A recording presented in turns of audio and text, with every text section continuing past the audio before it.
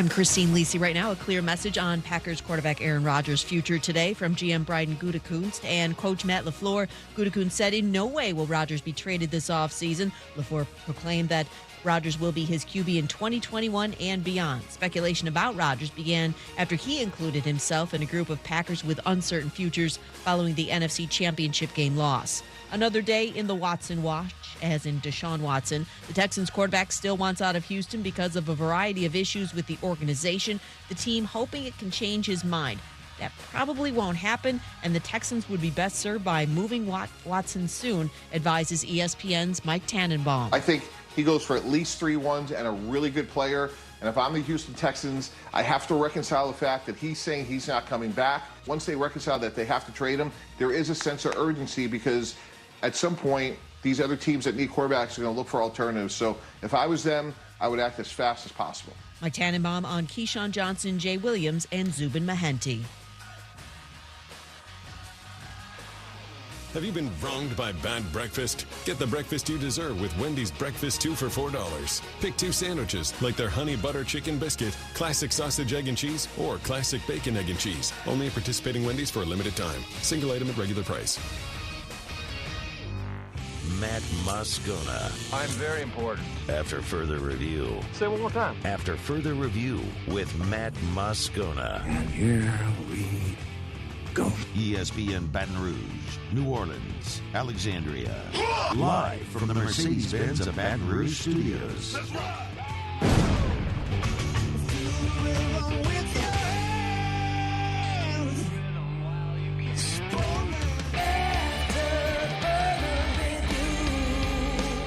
And off we go. Welcome aboard. Glad you're with us. AFR presented by Relief Windows. I'm Matt. This is Shaq O'Neal, and I hate Matt. Paul O'Neal. They're chanting Paul O'Neal's name. Yusuf.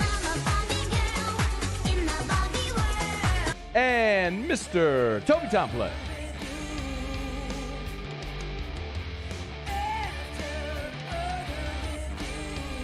All right, we're here. Glad you are as well. Get out there and make it a good one. Tigers blow a golden opportunity on Saturday. We'll get to that. A couple of offensive line commits for 2022. Get to that. Dane Bradshaw next hour. Rohan Davey in hour number 2. Played with Tommy Brady. It's Super Bowl week every single day this week. We'll talk to guys who played in, won, or lost Super Bowl. So we'll look forward to that. Jacoby Stevens kicks off hour 3. Senior Bowl was this weekend. So we'll see how the week went for the now former LSU safety. Let me start, though, with, what was certainly significant news in the NFL and certainly consequential for the New Orleans Saints, as we all assume the Saints will be moving on from Drew Brees this offseason. And the primary suitor that most Saints fans had as the apple of their eye, Lions quarterback Matthew Staford, that is no longer a possibility. Multiple reports over the weekend that Matt Stafford is headed to Los Angeles. He'll be the new Rams quarterback. So Jared Goff and 3 picks go to Detroit. Matt Stafford goes to Los Angeles. This is not entirely unexpected. Kudos to the Rams for getting the trade done quickly, not waiting for this to linger. It can't become official until the free agency period begins in March. But this certainly shrinks the pool of suitors for New Orleans. Now, what's really interesting and what, as some of the information is leaked out, what this illustrates is that New Orleans was really never a player for Stafford anyway. And so my feeling on Deshaun Watson has been, look, the Saints don't have the capital to make a trade for Deshaun Watson. And that's true. I mean, if you're actually looking at it sensibly, they didn't have the assets to trade, to be competitive, to get Deshaun Watson.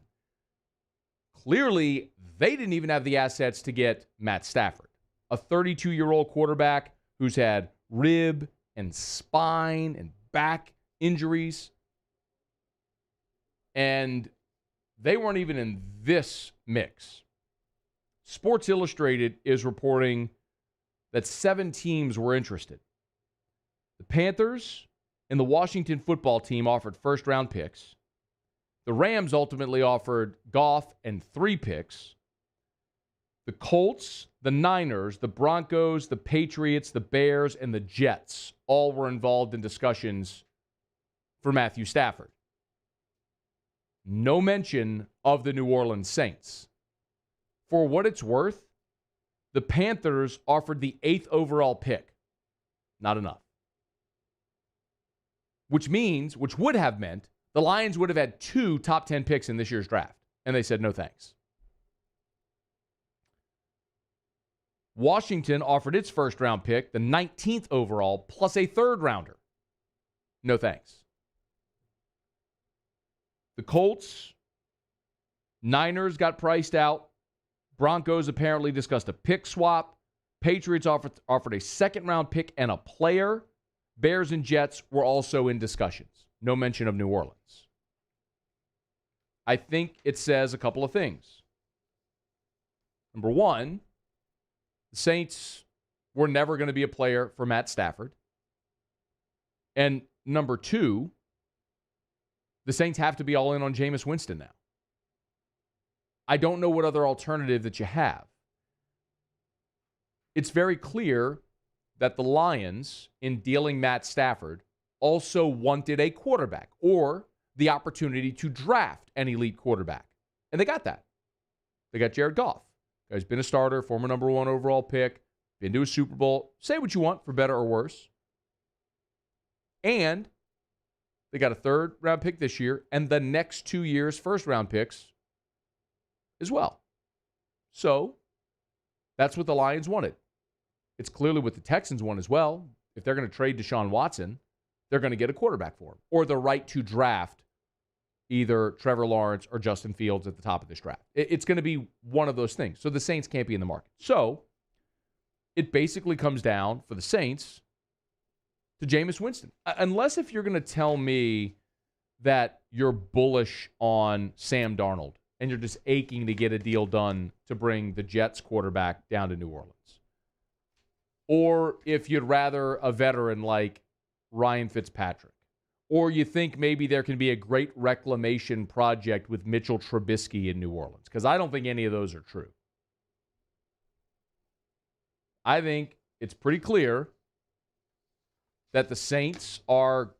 The fact that reportedly New Orleans didn't even get into the conversation with Detroit about Stafford tells you that was just our chatter. That was us having conversation about what we'd like to see. And clearly that was not on their radar. And now you have to be very aware if you're New Orleans. And I'm sure they are. I mean, I'm not sitting there. I don't think Mickey Loomis is like glued to the radio right now up there on Airline in Metri. Like, what's Scone going to say we should do about James? I think he's probably got his plan well aware. But just for the sake of our conversation, there were reports today from NFL analyst Evan Massey that the Saints want to keep Winston, but both the Bears and Colts are reportedly going to pursue Jameis in free agency this year. Now, I don't think either of those organizations could offer what New Orleans can. Yes, I'm extremely biased. I certainly don't think Chicago can. But those are both teams that were in the playoffs this year. And they have good rosters around them. But not on par with New Orleans, a place where Jameis spent this past year. My one hope with all of this is that this doesn't get to March.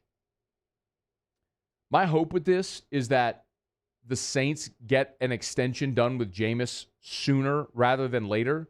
So this part of the equation is done. Now, it's obviously not going to happen until we formally hear Drew Brees' retirement announcement. But when that happens, this should happen like the next day. You know my spiel on Jameis. I've done it enough by now. He's physically elite enough to be the number 1 overall pick. He's got 5 years of starting experience in the NFL. He's got a 5,000-yard season under his belt, which only a handful of quarterbacks in the history of the NFL have. He knows this roster. When faced with adversity, what did he do? He didn't become Ryan Leaf. He didn't become Jamarcus Russell. He humbled himself, took a $1.1 million deal to go be a backup so he could sit and learn from Drew Brees for a year. Went vegan, got in the best shape of his life, had LASIK. He's a father now. He's more mature. You know my spiel. I've done it before. I think he's ready to be a guy that's going to realize his physical potential and become great. I think he is. That's the best bet. And so many people love to talk about the interceptions with Jameis. Hear it all the time. It's interceptions and crab legs. Interceptions and crab legs. Yep, Jameis had 30 interceptions in 2019. Do you realize in the 4 years prior in Tampa, he never had more than 18? As a rookie, he threw 15 picks. You know how many Peyton Manning threw as a rookie? 29. Record that still stands. Following year, 28 and 18. 28 touchdowns, 18 picks. 2017, Jameis only threw 11 picks. And then in 2018, it was 14 picks. Very manageable numbers. The only outlier is what happened in 2019, yet for some reason that becomes the thing that people latch onto when they talk about Winston. Oh, he throws interceptions. No, he doesn't. He did it 1 year. That's the outlier. His first 4 years in the league, he never did that. He was on a crummy team with no running game, felt like he had to force balls. I think that's pretty understandable and explainable. Lots of great quarterbacks have had seasons like that. I've rattled them off. Breeze has had one, Manning, Favre, Marino, Tarkenton. They've all had them. Okay. I'm just banking on that being the outlier. And what's more, I don't think you have a better option.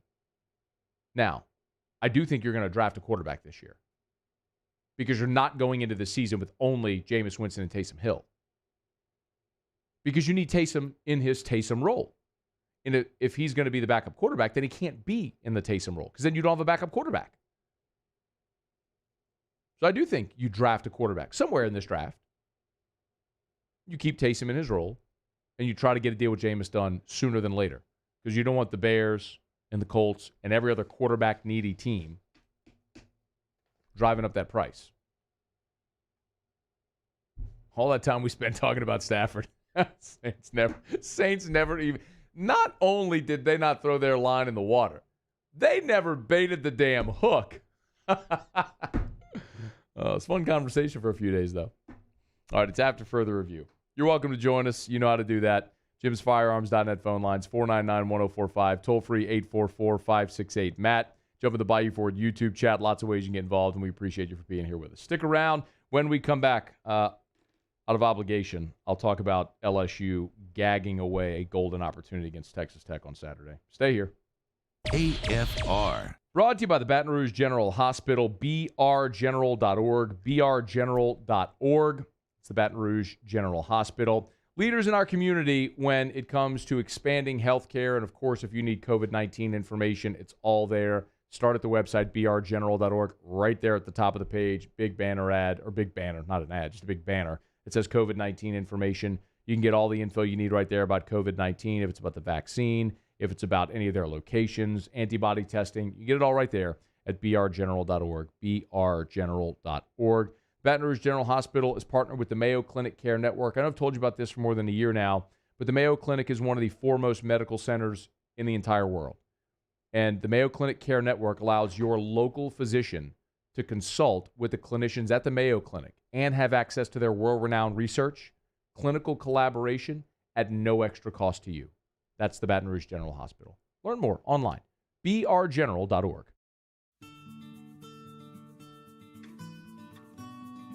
This is a house call.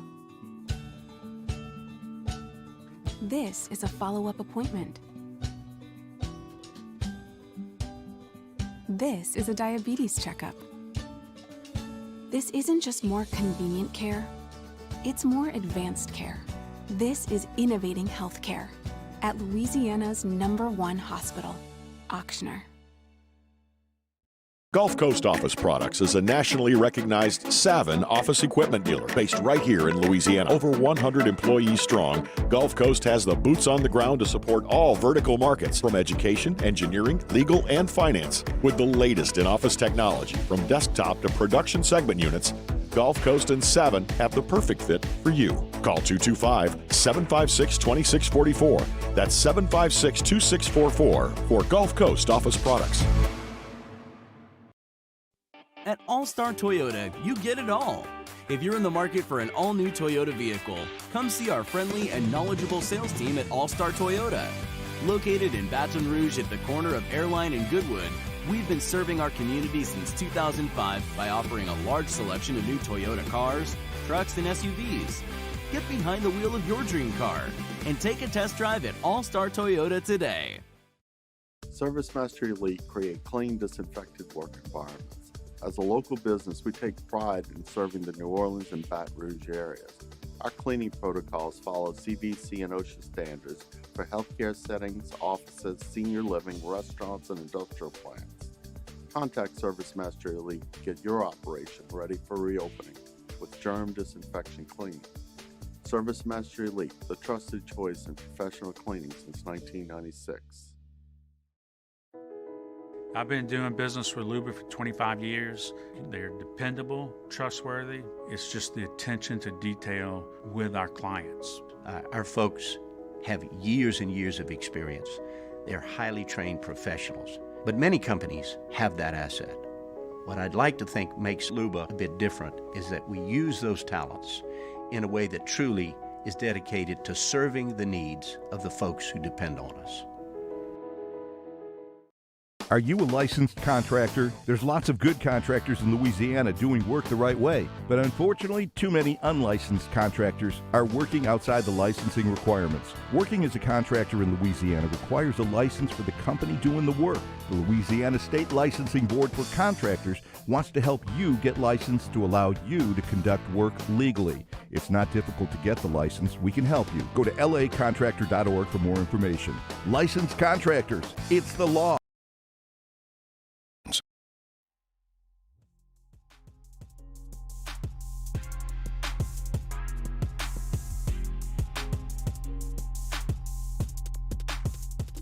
After further review with Matt Moscona, presented by Relief Windows. Windows, doors, siding. Call 288-8138 or visit reliefwindows.com. ESPN Baton Rouge, New Orleans, Alexandria.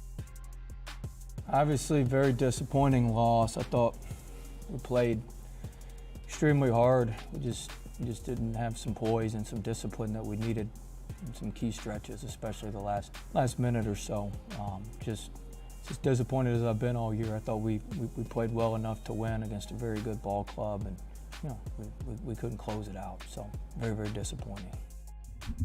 We'll wait after LSU blew it against Texas Tech on Saturday.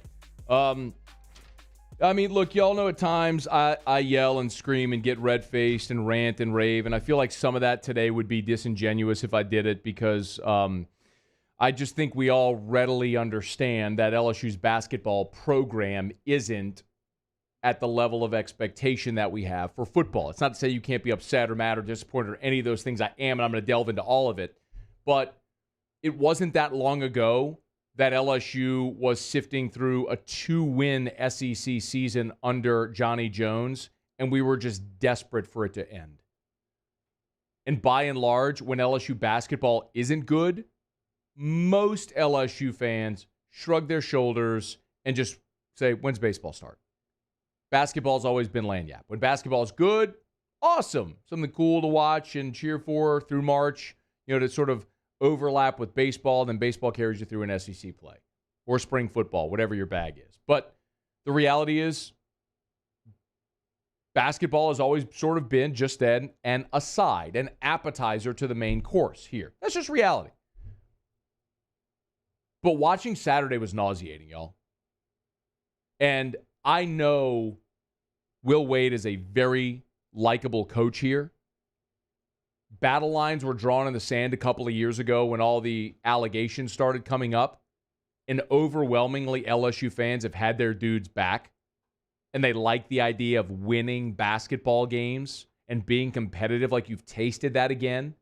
And for a lot of fans, younger fans, and this isn't like, oh, you're so young. It's just many don't know what that's like.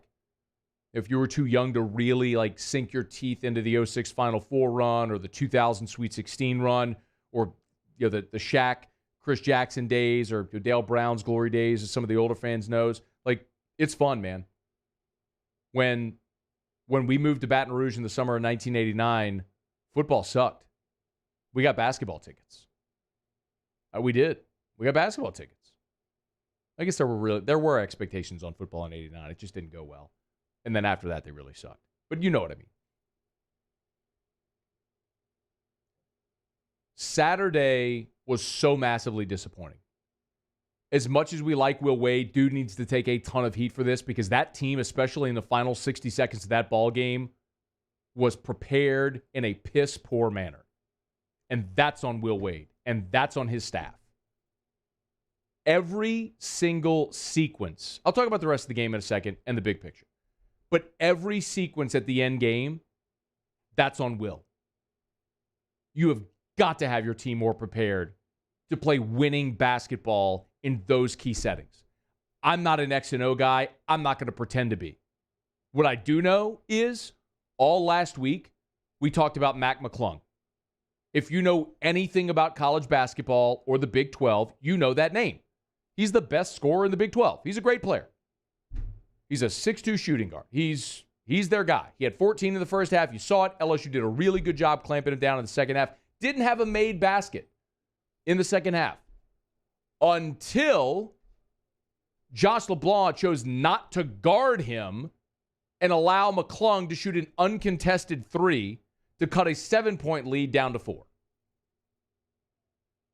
Of all the guys wearing red on Saturday, the one guy you can't leave uncontested is him. Splash.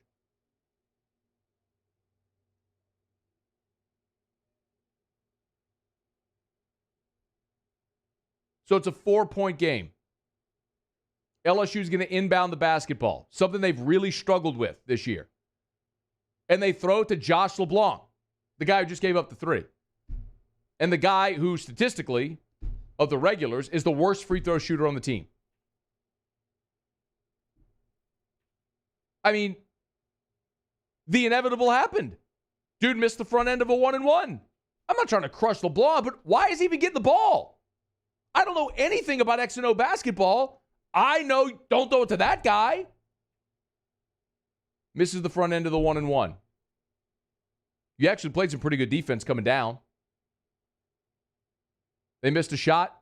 Airballed it, actually. Right to McClung. Step back, another 3. Boom, it's a 1-point game. Even still, you got the lead right there. You have the lead with under 30 seconds to play, and you have the ball. Don't turn it over. Get the ball to Cam Thomas. Let him make 2 free throws and put the pressure on Texas Tech, knowing they're going to go down and shoot a 3. Or get a quick 2 and then play the foul game.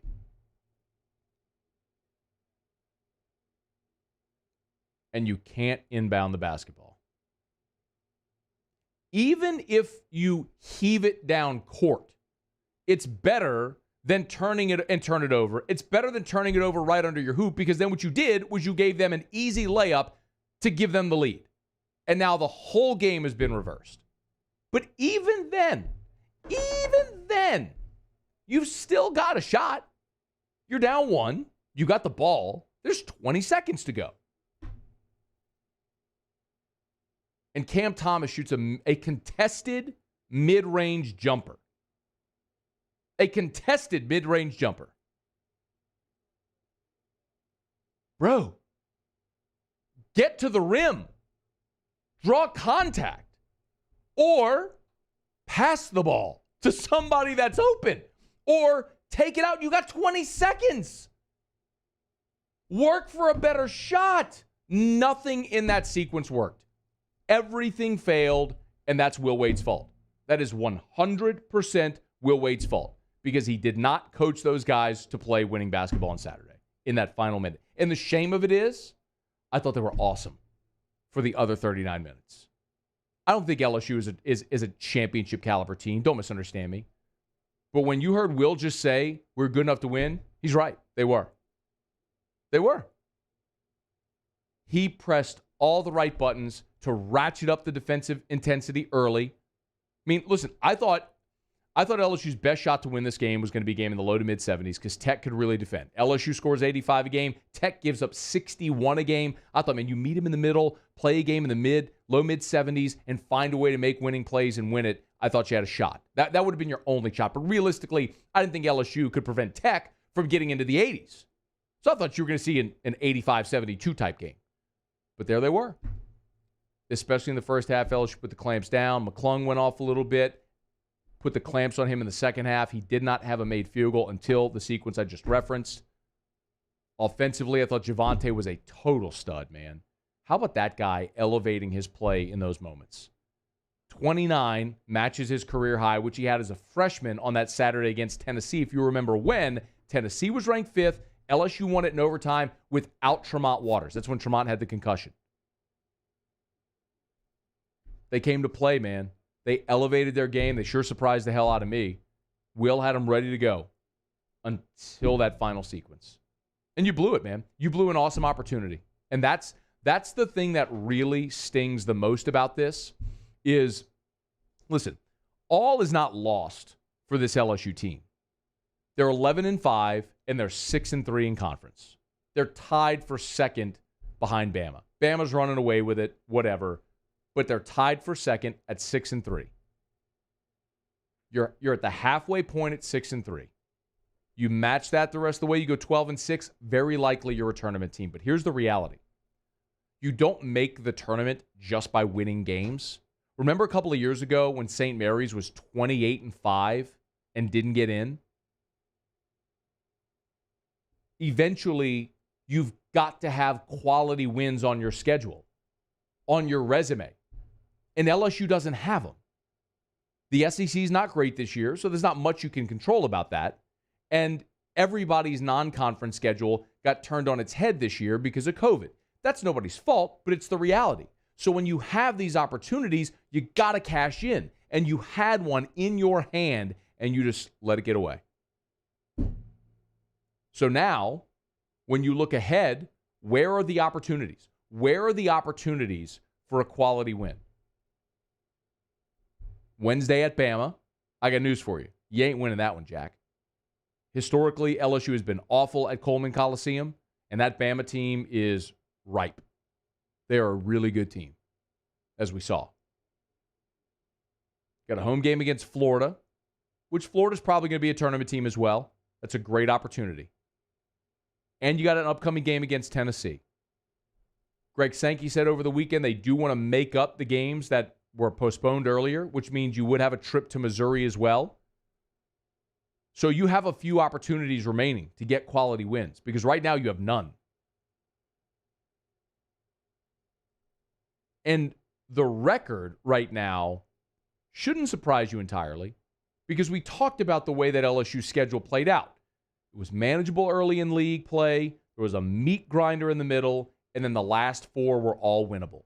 Well, they went 5-1 in the first 6. They've still got that 4 on the back end coming that are manageable, and you're in the midst of that 7-game SEC meat grinder with the Texas Tech game in the middle. You got the one you had to have, which was A&M, so you avoid the bad loss, and you have a trip to Starkville coming up as well. But we said then, if you could go 3-4 in that stretch and win your last 4, you'd be 12-6 in the league. You'd probably be in going to the SEC tournament with a chance to play for seeding. Right now, it's transpiring the way we thought it would. But you've got to find a way to sneak out a couple of more wins in these next 4 conference games. I don't think you're going to beat Bama, but I would love it if you could beat Florida and Tennessee. Or Florida, Mississippi State, or Tennessee, Mississippi State. Some way, you've got to find a way to get one of these quality wins and avoid bad losses because those pitfalls are still on the schedule. But you blew a golden opportunity on Saturday. man, and it's the type of thing where you've got to look and say, do they miss a bench coach like Greg Heyer? Because this year, the product on the floor, what we've seen, looks very different from the previous 3 years. We've talked a lot about three-point defense. I get that notwithstanding. But I'm talking about the functionality within the offense, inbounding the basketball, late game scenarios, things like that. It doesn't look the same.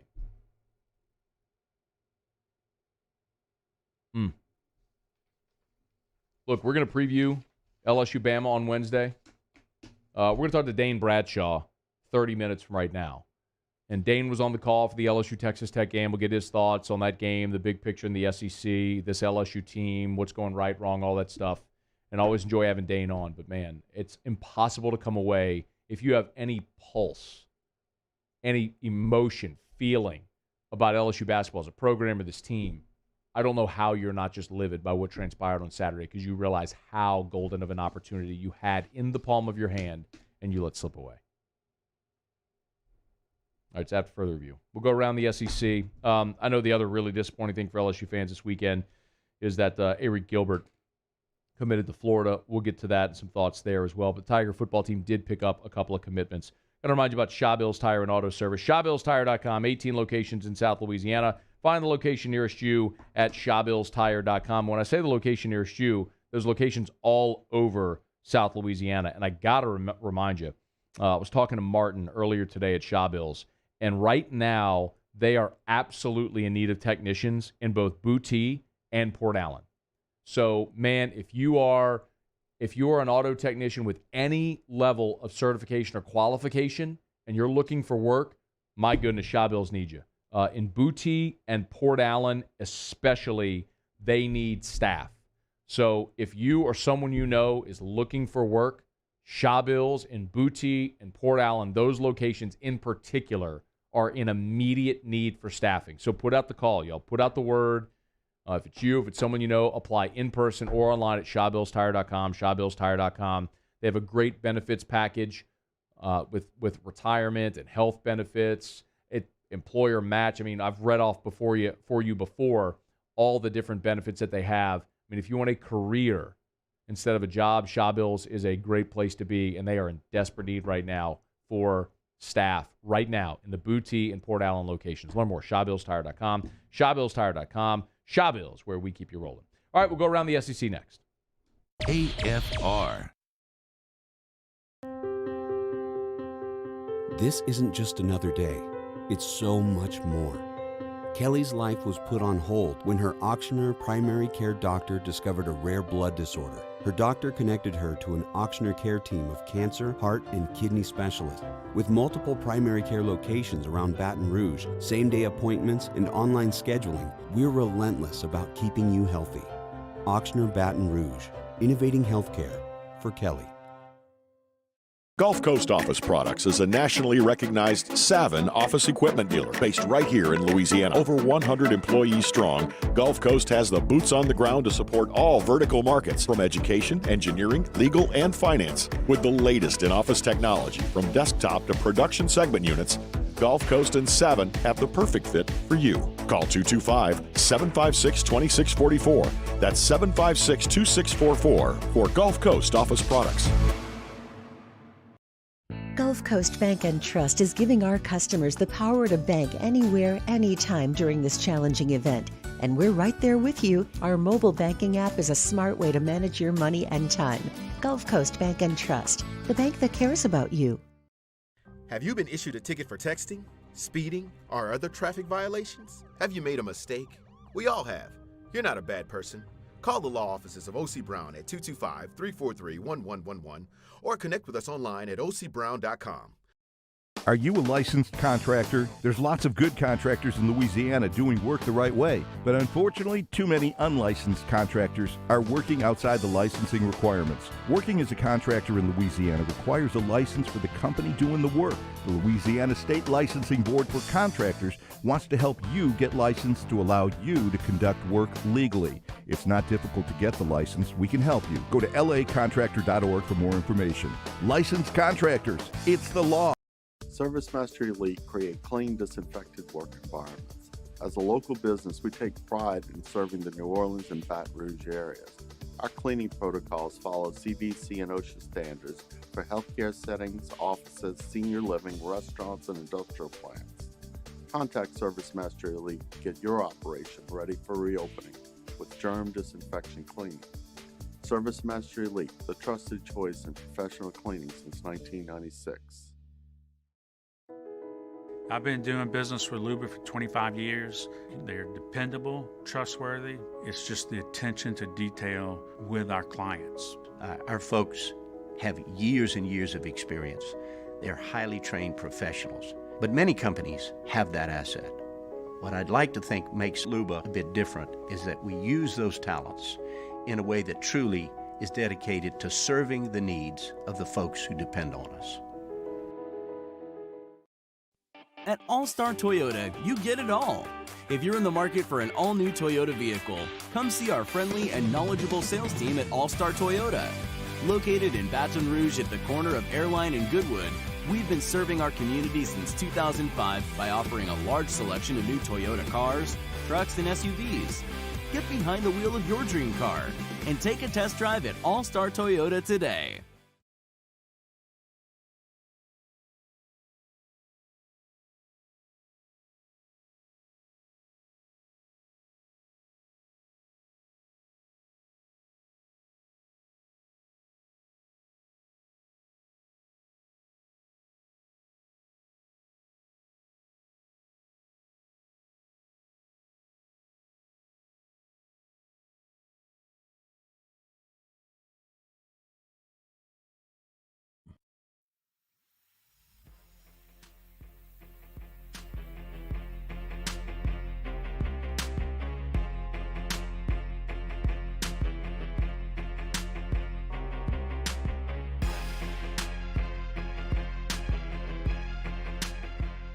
After further review with Matt Moscona, presented by Relief Windows. Windows, doors, siding. Call 288-8138 or visit reliefwindows.com. ESPN Baton Rouge, New Orleans, Alexandria.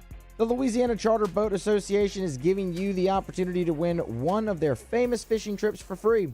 You'll head to the coast with up to 3 friends for a wonderful day of inshore fishing on the day of your choice and with the captain of your choice. To sign up to win this free fishing charter experience, visit lasaltwater.com. Hey, Muso. What's up? Texted you on Saturday night. You did. Yep. At about 6:02 or so. Yeah. Was it? No, it had to be a little later than that, right? 7:02? Might have been 7:02. It was prime time. Yeah, it's prime time. Muso, you want to let the people know what I texted you? Yep. All it said was Celtics plus 3.5. Yeah.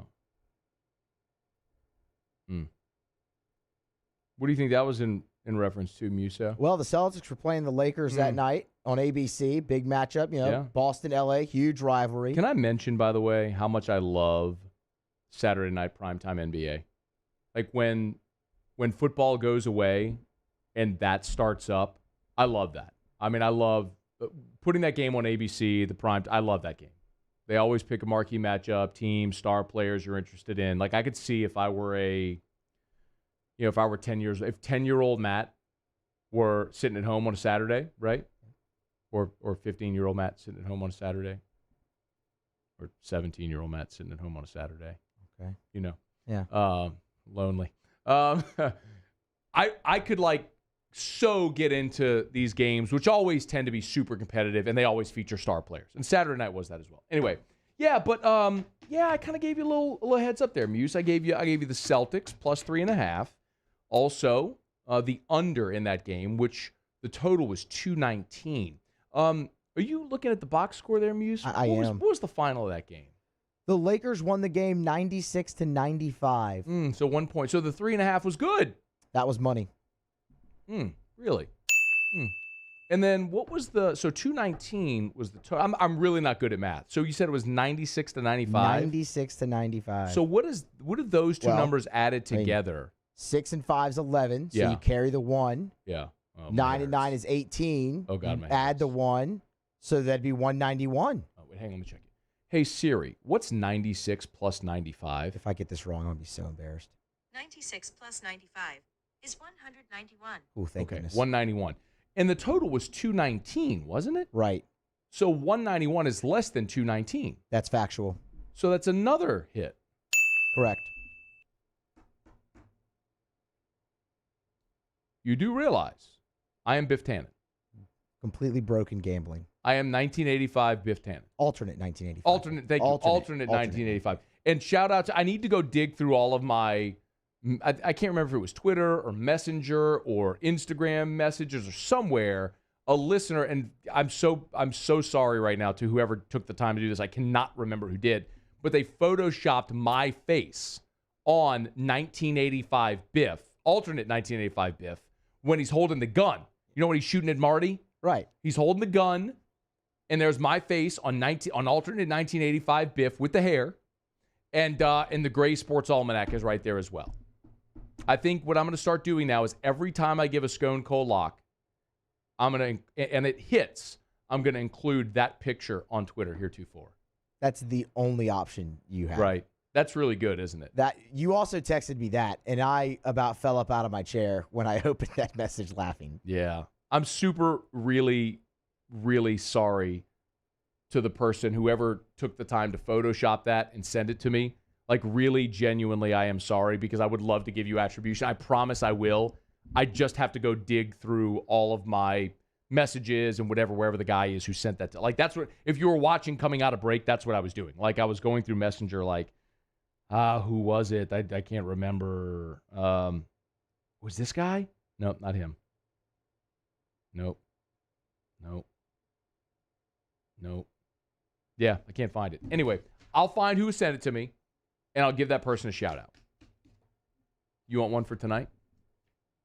I mean, sure. Did you bet Celtics? I didn't, because the game was already started when you sent it. No. Yes. No. Yes. No. Yes. It like just tipped off. Oh, okay. It wasn't like middle of the first half. It just tipped off. Otter locks at the end of the show. Maybe I'll have something for you. Maybe. Maybe not. Get on board. By the way, one of our listeners, Kevin Toller, has been tracking all of my Scone Cold locks, and in the month of January, 89%. In the month of January. I went 89% to January. A couple of misprints in that almanac or something? Well, you know what? I thought so I really did think about this in Back to the Future, too, where I was like, if you get them all right, at some point, aren't they going to stop taking your bet because they think you're throwing games? Like, you got to mix a loss in there every now and again, right? True. Don't you? No, that's probably a heady play because they're smart over there in Vegas. Or are they? Huh? They are, but are you smarter?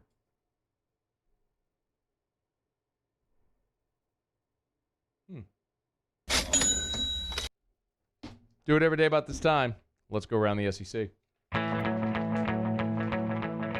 Around the SEC, presented by Gulf Coast Office Products, excellence in imaging solutions. The Arkansas Razorbacks. Arkansas is hiring Tulsa defensive line coach Jermial Ashley to take over the same position. He replaces former defensive line coach Derek LeBlanc. Ashley spent the last 6 seasons at Tulsa as their defensive line coach. He was an all-Big 12 performer at Kansas in 2004-2005. Didn't know they had those. Arkansas heavily recruits the state of Oklahoma, which makes sense that they would go after a guy who's been in Tulsa for the last 6 years. Ashley is the third new addition to the Razorbacks' 2021 coaching staff. The Alabama Crimson Tide. Another Bama analyst heading elsewhere this offseason. Falcons have announced the hire of Nick Perry as their assistant defensive backs coach. Remember, Perry played 5 seasons for the Tide from 2010 to 2014. Spent the last 4 seasons with Alabama as a grad assistant and then as an analyst. So if you're keeping track at home, 6 analysts now hired away from Alabama this offseason. Charlie Strong, Mike Stoops, Major Applewhite, A.J. Milwee, Rob Ezel, Gordon Steele, and now Nick Perry makes number 7 on the recruiting front. Alabama's added its second commit of the class of 2022. Acadiana defensive lineman Walter Bobb has committed to Bama, 6'4", 230, not ranked in the 247 composite. Only other offers, ULL and Tulane. The Auburn Tigers. Auburn picked up its fourth commitment in 3 days, including their second of the day Monday, when JUCO linebacker Joko Willis announced his pledge to the program. Came shortly after Auburn got a quarterback commit for 2022, Holden Gurnier. Willis, 6'3", 215, a 3-star recruit, the number 2 JUCO inside linebacker for the class of 2021. He's the 14th commit of the 2021 class for Auburn, second in less than 24 hours after 3-star offensive tackle Colby Smith committed on Sunday night. Willis is the first linebacker commit for Auburn in the class of 2021. Okay, there you missed. Okay, there you have it. Rebound back. Did that get all the way to you over there? It did, so I tried to put it back. Around the SEC presented by Gulf Coast Office Products. Shout out to our guy Trey Beal and our friends at Gulf Coast Office Products. Swish online at gcopnet.com. gcopnet.com. If you need office equipment, nobody better. Baton Rouge, New Orleans, North Shore, Lafayette, Gulf Coast Office Products, the official office product company of both the LSU Tigers and the New Orleans Saints. That is Gulf Coast Office Products, gcopnet.com for Gulf Coast Office Products. All right, y'all, put a button here when we come back on hour number 1. Dane Bradshaw of the SEC Network joins us in 14 minutes. Definitely want to get Dane's thoughts on LSU's loss to Texas Tech, where the Tigers go from here. Are they a tournament team? How do they get back in line from the stumble here of late? We'll get to all that with Dane Bradshaw. And also next hour, Rohan Davey will be with us, and I'll give you my full thoughts on the Arik Gilbert commitment to the University of Florida. That's all ahead. When we come back, LSU picks up 2 offensive line commits over the weekend. We'll knock that around next on AFR. AFR. Brought to you by Pluckers, Nicholson, Bluebonnet. Dine in, carry out 24 flavors of award-winning jumbo chicken wings, ice-cold draft beer, full-service bar, sports on TV, and the best place to go drown your sorrows in golden goodness when LSU blows a lead against a top 10 team at home. Oh, my God. So go eat away your sorrows or drink away your sorrows at Pluckers. 24 flavors of award-winning jumbo chicken wings. My personal favorite, spicy ranch, gold rush. But honestly, garlic parm has really been pushing to the forefront of late. Get you some ranch dressing, or if you prefer blue cheese, if you want to do it wrong, that's fine. You can do that. You can get the blue cheese potato chips. You can get homemade, by the way. You can get the holy macaroni, cheese fries, El Guapo dip, great sandwiches. If you're boring like me on the ideal protein diet, you can get a salad. It's at Pluckers. Nicholson, Bluebonnet. You don't like our wings? We'll give you the bird. At All-Star Toyota, you get it all. If you're in the market for an all-new Toyota vehicle, come see our friendly and knowledgeable sales team at All-Star Toyota. Located in Baton Rouge at the corner of Airline and Goodwood, we've been serving our community since 2005 by offering a large selection of new Toyota cars, trucks, and SUVs. Get behind the wheel of your dream car and take a test drive at All-Star Toyota today.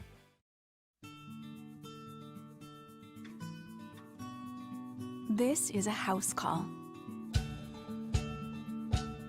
This is a follow-up appointment. This is a diabetes checkup.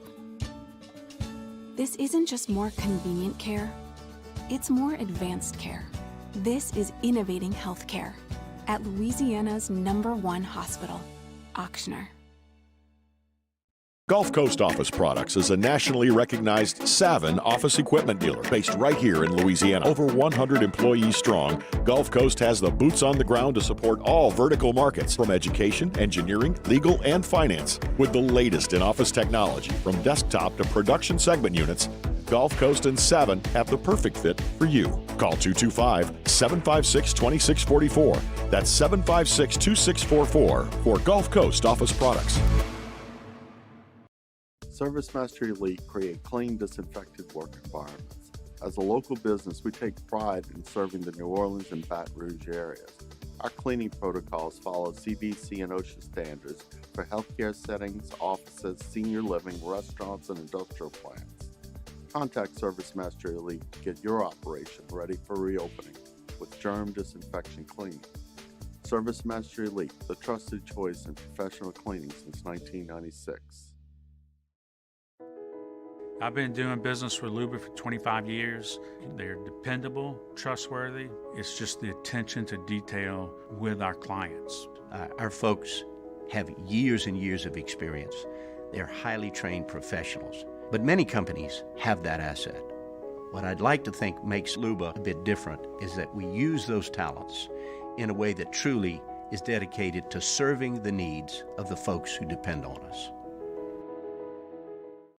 Are you a licensed contractor? There's lots of good contractors in Louisiana doing work the right way, but unfortunately, too many unlicensed contractors are working outside the licensing requirements. Working as a contractor in Louisiana requires a license for the company doing the work. The Louisiana State Licensing Board for Contractors wants to help you get licensed to allow you to conduct work legally. It's not difficult to get the license. We can help you. Go to lacontractor.org for more information. Licensed contractors, it's the law.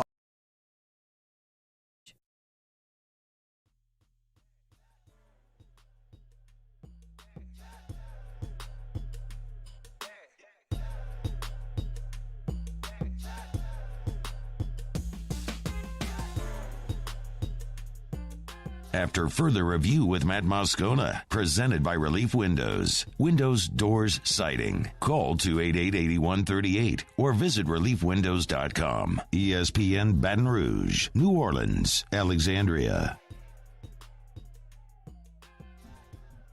All right, wrapping up hour number one. LSU got commitments from not one, but two in-state offensive linemen over the weekend for 2022. The first was Will Campbell out of Neville. Final thank you to all the coaches I've connected with during this recruitment process. Some of you have become like family, and I am grateful for that. For as long as I can remember, this is what I have wanted to do. And with that being said, my dreams will be coming through an academics and football at Louisiana State University. Go Tigers. So Will Campbell, a big, literally 6'6", 285-pound offensive lineman out of Neville, has committed to the Tigers. He had double-digit offers. Bama, Oklahoma, Notre Dame. Everybody wanted this kid, and LSU got him. He's the number 2 recruit in the country for 2022, behind only Walker Howard. And he is the number 56 overall prospect in the country for 2022. This is the highest-ranked offensive lineman in Louisiana since Cam Robinson out of West Monroe in 2014, and prior to that, Lyle Collins in 2011. Basically, in the past decade, this is only the third offensive line prospect to come out of Louisiana ranked this highly. So you were talking about an elite, a super elite offensive line prospect that's now committed to LSU. Look, I don't want to add pressure to this kid, young guy, obviously, but this is the offensive lineman that LSU has lacked and Bama has produced. And yes, I'm comparing to Bama because you have to. They're in your division. They're the freaking hill you have to climb. You can keep that there, Paul.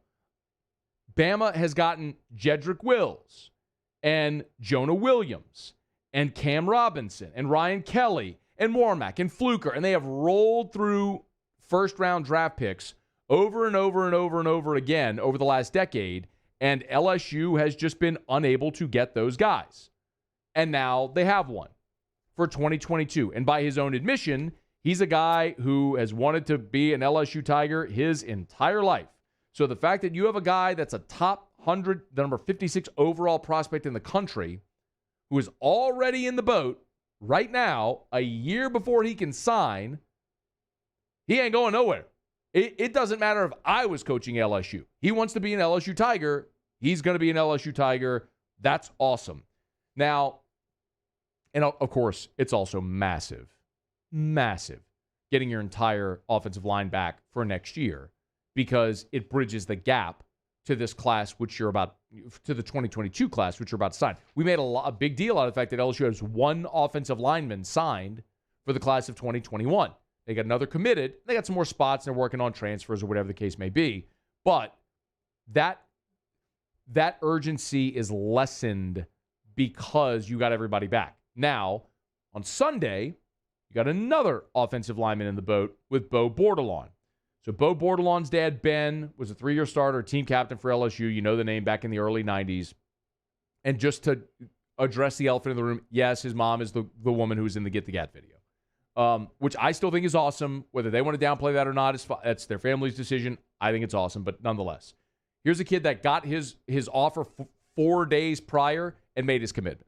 He's at Newman. He's 6'5", 250, and he wants to get up to 275 for his senior year and then continue to build. And again, a legacy, a dude that loves LSU, that wants to be at LSU, that is at a position of need, that is a great foundation, and is a prospect that can keep building as he gets to and through his career at LSU. 2022 is a bumper crop in state. Remember, Emory Jones at Catholic is also crystal ball toward LSU. They're going to dress that line in 2022, and they're off to a great start. Dane Bradshaw after SportsCenter. AFR. Brought to you by the Aesthetic Medicine and Anti-Aging Clinics of Louisiana, Bluebonnet in Baton Rouge, Ambassador Caffrey in Lafayette, and online at theantiagingclinics.com. Tonight, after the show, headed back to Aesthetic, our group for the Ideal Protein Diet. We're going to go do our weigh-in tonight, and then we'll do it individually after this first week. But I got a week in the books of the Ideal Protein Diet. I feel great. I legitimately have more natural energy than I've had in so long. It's amazing what like cleaning up your diet, not drinking alcohol could do for you, but it's true. I've been going to bed about midnight, waking up at 6, and my eyes are popping open, rip-roaring, ready to go. So if you want to lose weight, if you want to get in shape, if you want to change your lifestyle, the Aesthetic Medicine and Anti-Aging Clinics of Louisiana has the Ideal Protein Diet. They'll help hold your hand through it like they're doing with the AFR Weight Loss Challenge. It's not too late if you want to join us. Call to get more information. 753-1234, 753-1234, 753-1234, or online at theantiagingclinics.com. I've been doing business with Luba for 25 years. They're dependable, trustworthy. It's just the attention to detail with our clients.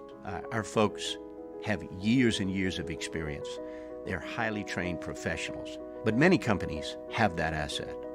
What I'd like to think makes Luba a bit different is that we use those talents in a way that truly is dedicated to serving the needs of the folks who depend on us. This isn't just another day. It's so much more. Kelly's life was put on hold when her auctioneer primary care doctor discovered a rare blood disorder. Her doctor connected her to an auctioneer care team of cancer, heart, and kidney specialists. With multiple primary care locations around Baton Rouge, same-day appointments, and online scheduling, we're relentless about keeping you healthy. Auctioneer Baton Rouge, innovating healthcare for Kelly. At All-Star Toyota, you get it all. If you're in the market for an all-new Toyota vehicle, come see our friendly and knowledgeable sales team at All-Star Toyota. Located in Baton Rouge at the corner of Airline and Goodwood, we've been serving our community since 2005 by offering a large selection of new Toyota cars, trucks, and SUVs. Get behind the wheel of your dream car and take a test drive at All-Star Toyota today. Gulf Coast Office Products is a nationally recognized Savin office equipment dealer based right here in Louisiana. Over 100 employees strong, Gulf Coast has the boots on the ground to support all vertical markets, from education, engineering, legal, and finance. With the latest in office technology, from desktop to production segment units, Gulf Coast and Savin have the perfect fit for you. Call 225-756-2644. That's 756-2644 for Gulf Coast Office Products. ServiceMaster Elite create clean, disinfected work environments. As a local business, we take pride in serving the New Orleans and Baton Rouge areas. Our cleaning protocols follow CDC and OSHA standards for healthcare settings, offices, senior living, restaurants, and industrial plants. Contact ServiceMaster Elite to get your operation ready for reopening with germ disinfection cleaning. ServiceMaster Elite, the trusted choice in professional cleaning since 1996. Are you a licensed contractor? There's lots of good contractors in Louisiana doing work the right way, but unfortunately, too many unlicensed contractors are working outside the licensing requirements. Working as a contractor in Louisiana requires a license for the company doing the work. The Louisiana State Licensing Board for Contractors wants to help you get licensed to allow you to conduct work legally. It's not difficult to get the license. We can help you. Go to lacontractor.org for more information. Licensed contractors, it's the law.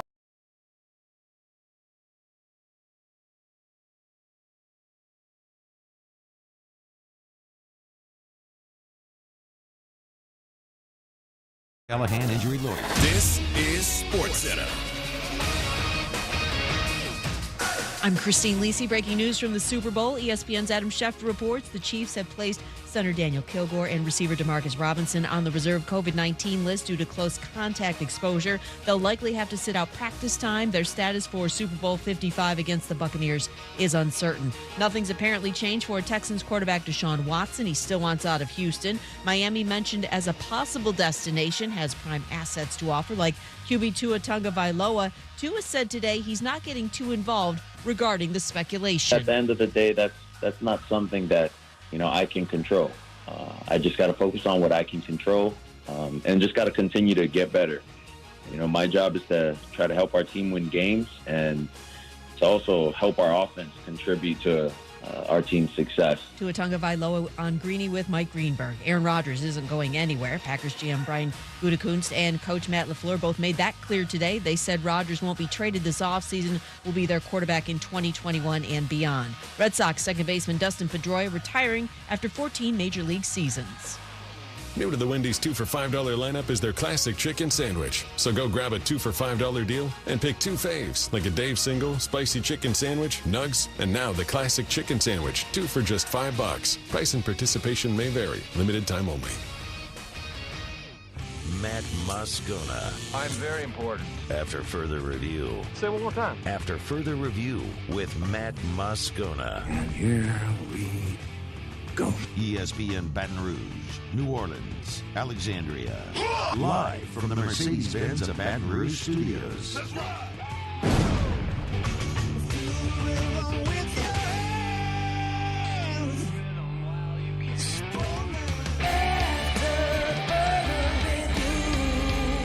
Hour 2, off we go. Welcome aboard. Glad you're with us. AFR presented by Relief Windows. I'm Matt. I appreciate it, bud. Have a good one. Paul O'Neill. They're chanting Paul O'Neill's name. Yusso. And Mr. Toby Tomplay.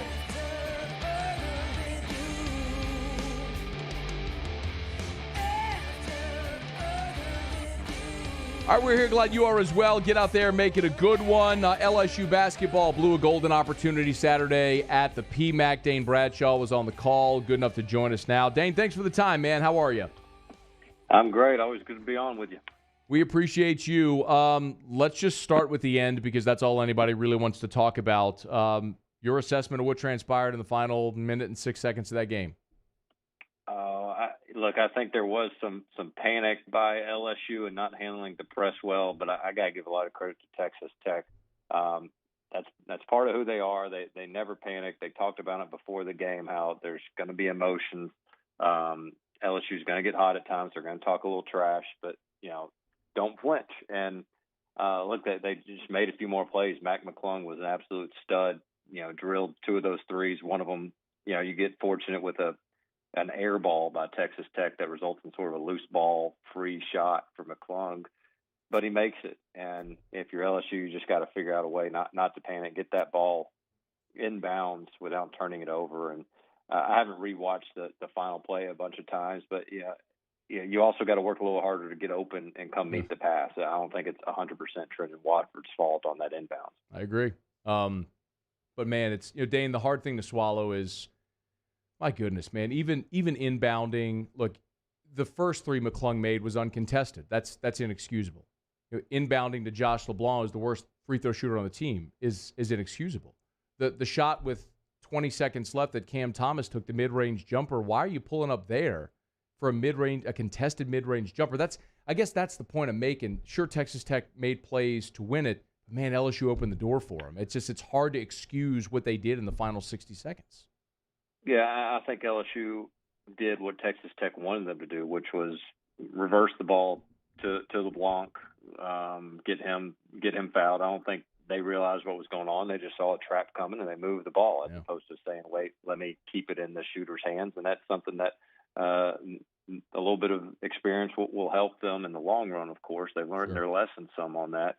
And look, Cam Thomas does pull up for the jumper, but I'd also argue, hell, Texas Tech took like 5 charges on floaters. So part of that is, okay, maybe not settling for the pull-up jumper, but having enough confidence to go in the lane under control. Like, it can't just be a floater in the lane. You also got to have, the 2-foot jump stop ability and avoiding charges. So I think that got in their heads a little bit down the stretch to where maybe they did settle some at the end. And look, Texas Tech had a great sense of urgency coming into this game. They've got more quality wins than LSU, but they've also had a little bit tougher schedule, if you will.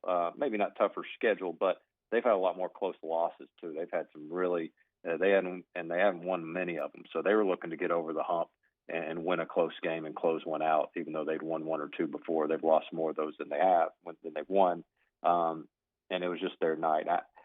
I'm not totally panicking with LSU. I still think they're good enough to be a Sweet 16 team. Okay. I was speaking with somebody earlier today. They were having me go down memory lane with my experience at Tennessee. I was like, man, my senior year, we went to the Sweet 16. We were a play away from the Elite Eight. We lost to Ohio State. And, we were not that good January, February, but we were playing our best ball at the end of February towards March.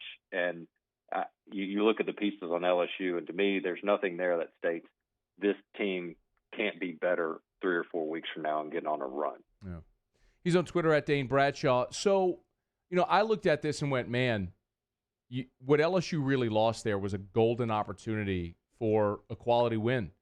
And in the SEC, and when you look at what LSU has ahead, there aren't that many remaining. There are some, but what do you look at with LSU with what was lost on Saturday? Yeah, big picture. Really big picture. Point. Right. I do think, look, can they get on a winning streak? Can they be playing their best ball in March? All the things I said, I don't retract those, but I do think you have a really good point in terms of just the quality win opportunity, because it's not, if you have this much talent like LSU has, it's not just about getting in that 8-9 game or whatever it is. It's about trying to get that 5-12 just in a position to advance to the Sweet 16 and give yourself a better chance. And so I do think, and look, I actually like when guys are the villains, when they talk a little trash. I like that. But I do think you got to look in the mirror and say, all right, you know what?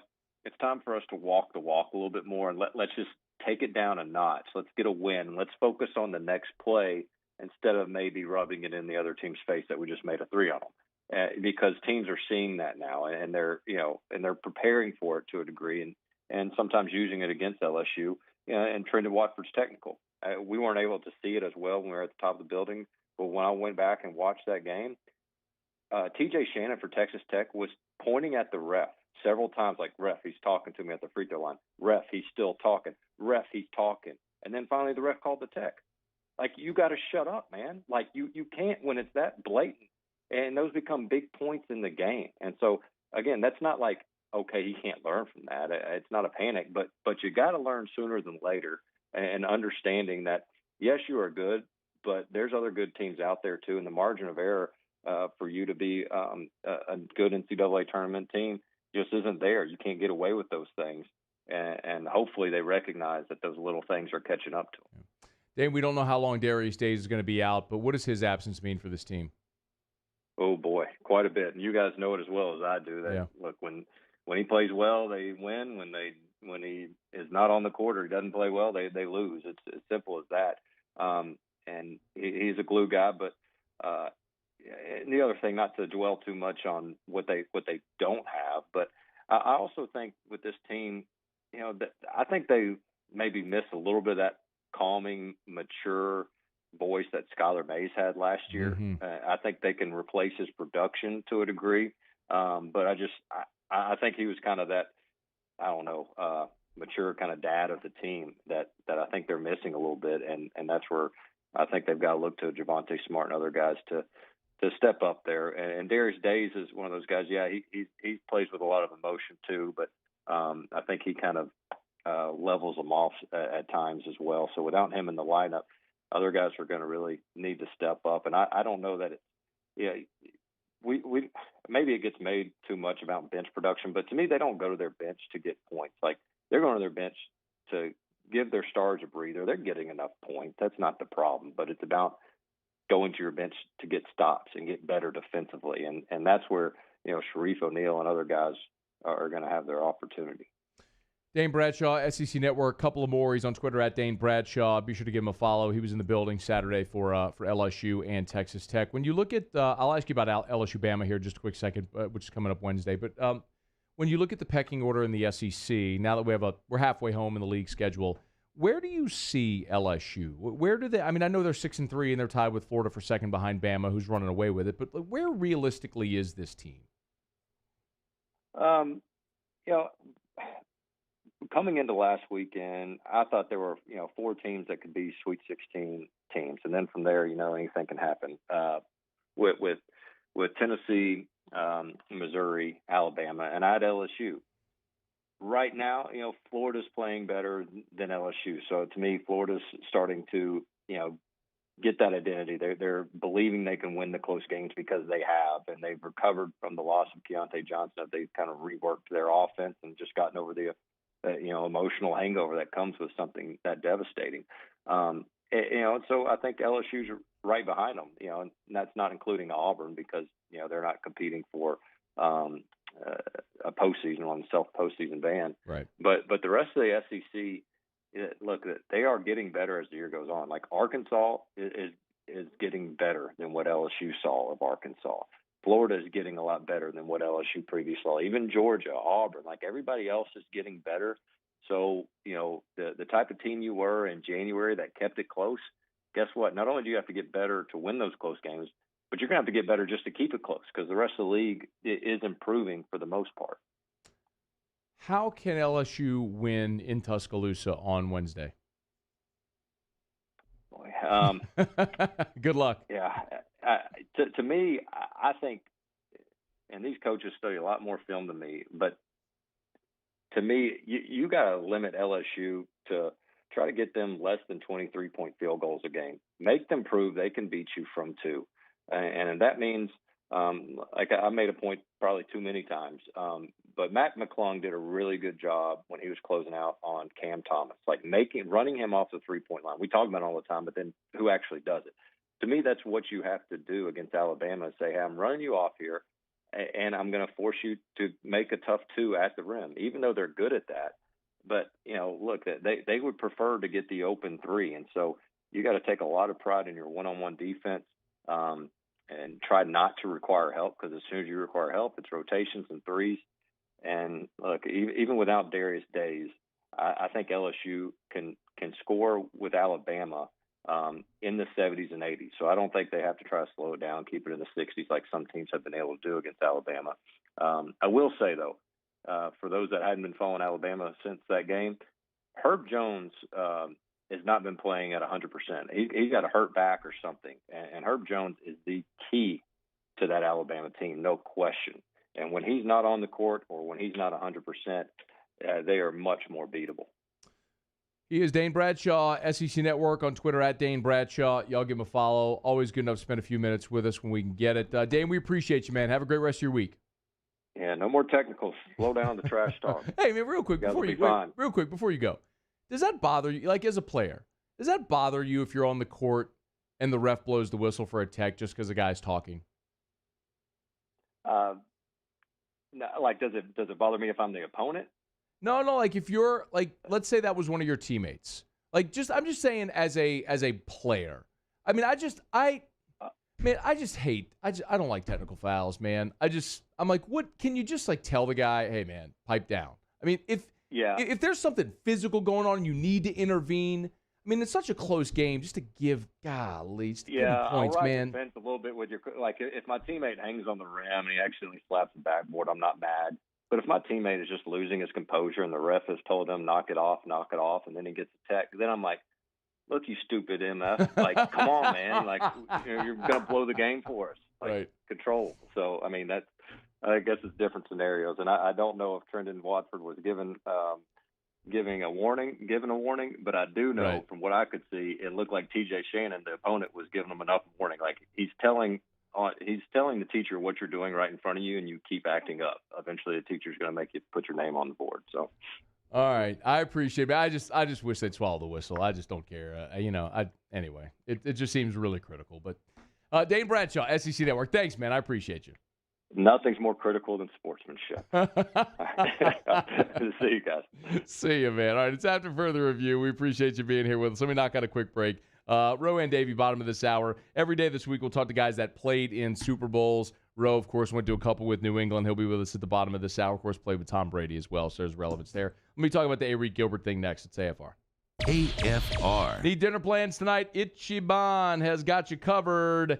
Essen near Perkins. Check out our friends over at Ichiban. And remember, if you want to dine in, you can certainly do that. And they have curbside to go also at Ichiban. So if you're not wanting to dine in somewhere yet, you want to take it to go, no worries.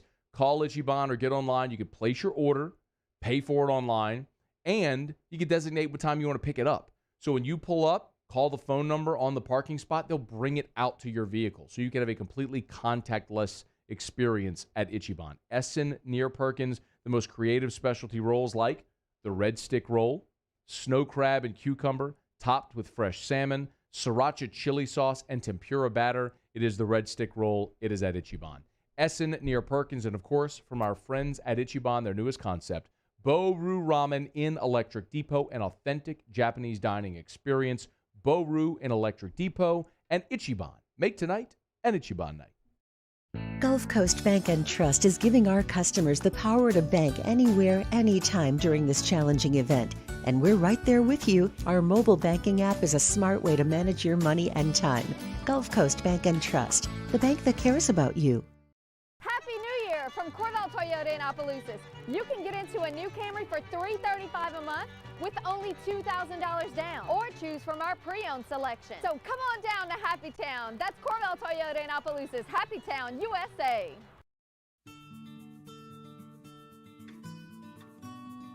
This is a house call. This is a follow-up appointment. This is a diabetes checkup. This isn't just more convenient care, it's more advanced care. This is innovating healthcare at Louisiana's #1 hospital, Auctioner. I've been doing business with Luba for 25 years. They're dependable, trustworthy. It's just the attention to detail with our clients. Our folks have years and years of experience. They're highly trained professionals. But many companies have that asset. What I'd like to think makes Luba a bit different is that we use those talents in a way that truly is dedicated to serving the needs of the folks who depend on us. Gulf Coast Office Products is a nationally recognized Savin office equipment dealer based right here in Louisiana. Over 100 employees strong, Gulf Coast has the boots on the ground to support all vertical markets, from education, engineering, legal, and finance. With the latest in office technology, from desktop to production segment units, Gulf Coast and Savin have the perfect fit for you. Call 225-756-2644. That's 756-2644 for Gulf Coast Office Products. At All-Star Toyota, you get it all. If you're in the market for an all-new Toyota vehicle, come see our friendly and knowledgeable sales team at All-Star Toyota. Located in Baton Rouge at the corner of Airline and Goodwood, we've been serving our community since 2005 by offering a large selection of new Toyota cars, trucks, and SUVs. Get behind the wheel of your dream car and take a test drive at All-Star Toyota today. ServiceMaster Elite create clean, disinfected work environments. As a local business, we take pride in serving the New Orleans and Baton Rouge areas. Our cleaning protocols follow CDC and OSHA standards for healthcare settings, offices, senior living, restaurants, and industrial plants. Contact ServiceMaster Elite to get your operation ready for reopening with germ disinfection cleaning. ServiceMaster Elite, the trusted choice in professional cleaning since 1996. News.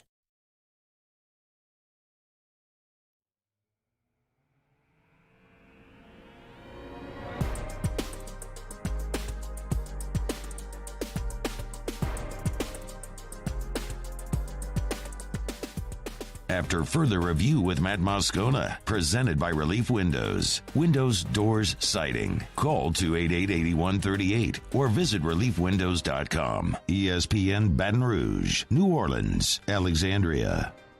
All right, thanks again to Dane Bradshaw. Remember, if you miss anything AFR On Demand presented by Breck Golf, book your tee time, golf.breck.org. 6 golf courses in the greater Baton Rouge area. Book your tee time today, golf.breck.org. So by now, you know, Arik Gilbert has committed to the Florida Gators, doing so on his Twitter account on Sunday evening. His very brief statement read, after careful consideration, I have decided to commit to the University of Florida. This is the best situation for me, and I'm excited to join the family. 100 emoji. So Gilbert has made it Twitter official anyway, that he's headed to the Florida Gators. Obviously not official yet until he enrolls and all that jazz. But Gilbert won't be back at LSU, which, although a lot of LSU fans were holding out hope for that, was never a realistic possibility. I think on air I might have said 15% possibility he's back, just so as not to be speaking in absolutes. But after what transpired here, it was just pretty clear. Listen, it hurts because you're talking about a guy that now, not only is he leaving LSU, but he's going to a team where you have to play him every year. It would have been better had he gone to Georgia, because LSU don't play Georgia unless they play him in the SEC championship game. You know, I mean, I'm sure they'll play Georgia again like 14 years from now because the SEC schedule sucks, and that's just what they do. You go a decade and a half without playing somebody. But if he were at Georgia, you wouldn't see him. At Florida, he'll be in Baton Rouge next year playing for the Gators. And it makes a lot of sense for Gilbert. It makes a ton of sense for Gilbert. Just this year, Dan Mullen had Kyle Pitts. And they made Kyle Pitts, before his injury, I mean, missed a couple of games with a concussion, but before the concussion, Kyle Pitts was a Heisman candidate, like a legit Heisman candidate. In a modified 10-game season where he didn't play in every game, Kyle Pitts had 770 receiving yards and 12 touchdowns. Dude was unguardable. And I maintain that if he played against LSU, the result's probably different.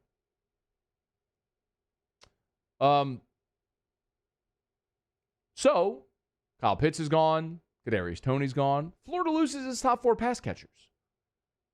So, if you're Gilbert, you look and go, man, they lost their top 4 pass catchers from last year, including their All-America tight end, who's about to be a top 10 pick in the draft. They sure know how to use the tight end in this offense. I'll go there. Makes sense. For him on the field, you get it. As for LSU, the tight end position next year is going to be a work in progress. You return Cole Taylor, who, when Gilbert opted out, Taylor got to start the last 2 games, and I think has some real potential. Big 6'7" body. I mean, he's more of a flex receiver, not an attached inline blocking tight end, despite the frame. And he's got a frame to put on more weight, but Taylor's more of a pass catcher. Remember, Nick Storrs he will not return to baseball. So Storrs is back with the football team, and I'll have a full year, a full off season to go all in on football. You sign Jalen Shedd out of Mississippi, so you have an incoming freshman at tight end. And I'll remind you about Aaron Moffett. People kind of forget about Aaron, but Aaron played a lot in the national championship year. He moved from the defensive side to tight end, and he was behind Thad Moss in the championship year. And I'm not sitting here trying to tell you Moffatt's going to be a guy that catches 30 passes or anything like that, but Aaron could be that sort of Torrey Carter role, and is certainly bigger and more athletic than Torrey Carter was. So could he be that physical attached presence if you need that tight end who can catch a pass but also can be physical in the blocking game, tight end H-back role? Aaron Moffett can certainly be that. Tore his ACL last year, missed the entire season. Saw Aaron candidly a few weeks ago at the state championship game up in Natchitoches, and said he's feeling great and ready to roll. So that's another guy they'll have at tight end for this year at LSU. So you have bodies, and it's going to be a work in progress, and none of those guys is going to be as good as Gilbert. There's nothing else to say. I mean, he's the highest rated tight end in the history of 247 Sports. I mean, you don't have a guy that's that good, and you're not going to have a guy that's going to develop to be that good. But that's okay. You can still be serviceable there. What sucks is that you got to play that guy this year and likely next year as well. The other thing that I'll address quickly with Gilbert is the why he left. and this is becoming a lesson that I'm having to repeat too often. Last month, you had bloggers and vloggers and podcast guys saying, Marcus Freeman, done deal, going to be the LSU defensive coordinator. And then he wasn't. I told you then, I got nothing against anybody trying to make it. Seriously. I don't see myself as sitting in an ivory tower because I'm on terrestrial radio. I don't. Tip of cap to anybody that grinds their face off, works really hard, and if you can put out a product that people want to listen to, go get it. But breaking news is a different animal than giving opinions and entertaining. Breaking news takes years of cultivating relationships to get sensitive information. And how you handle that information determines whether or not you continue to get sensitive information.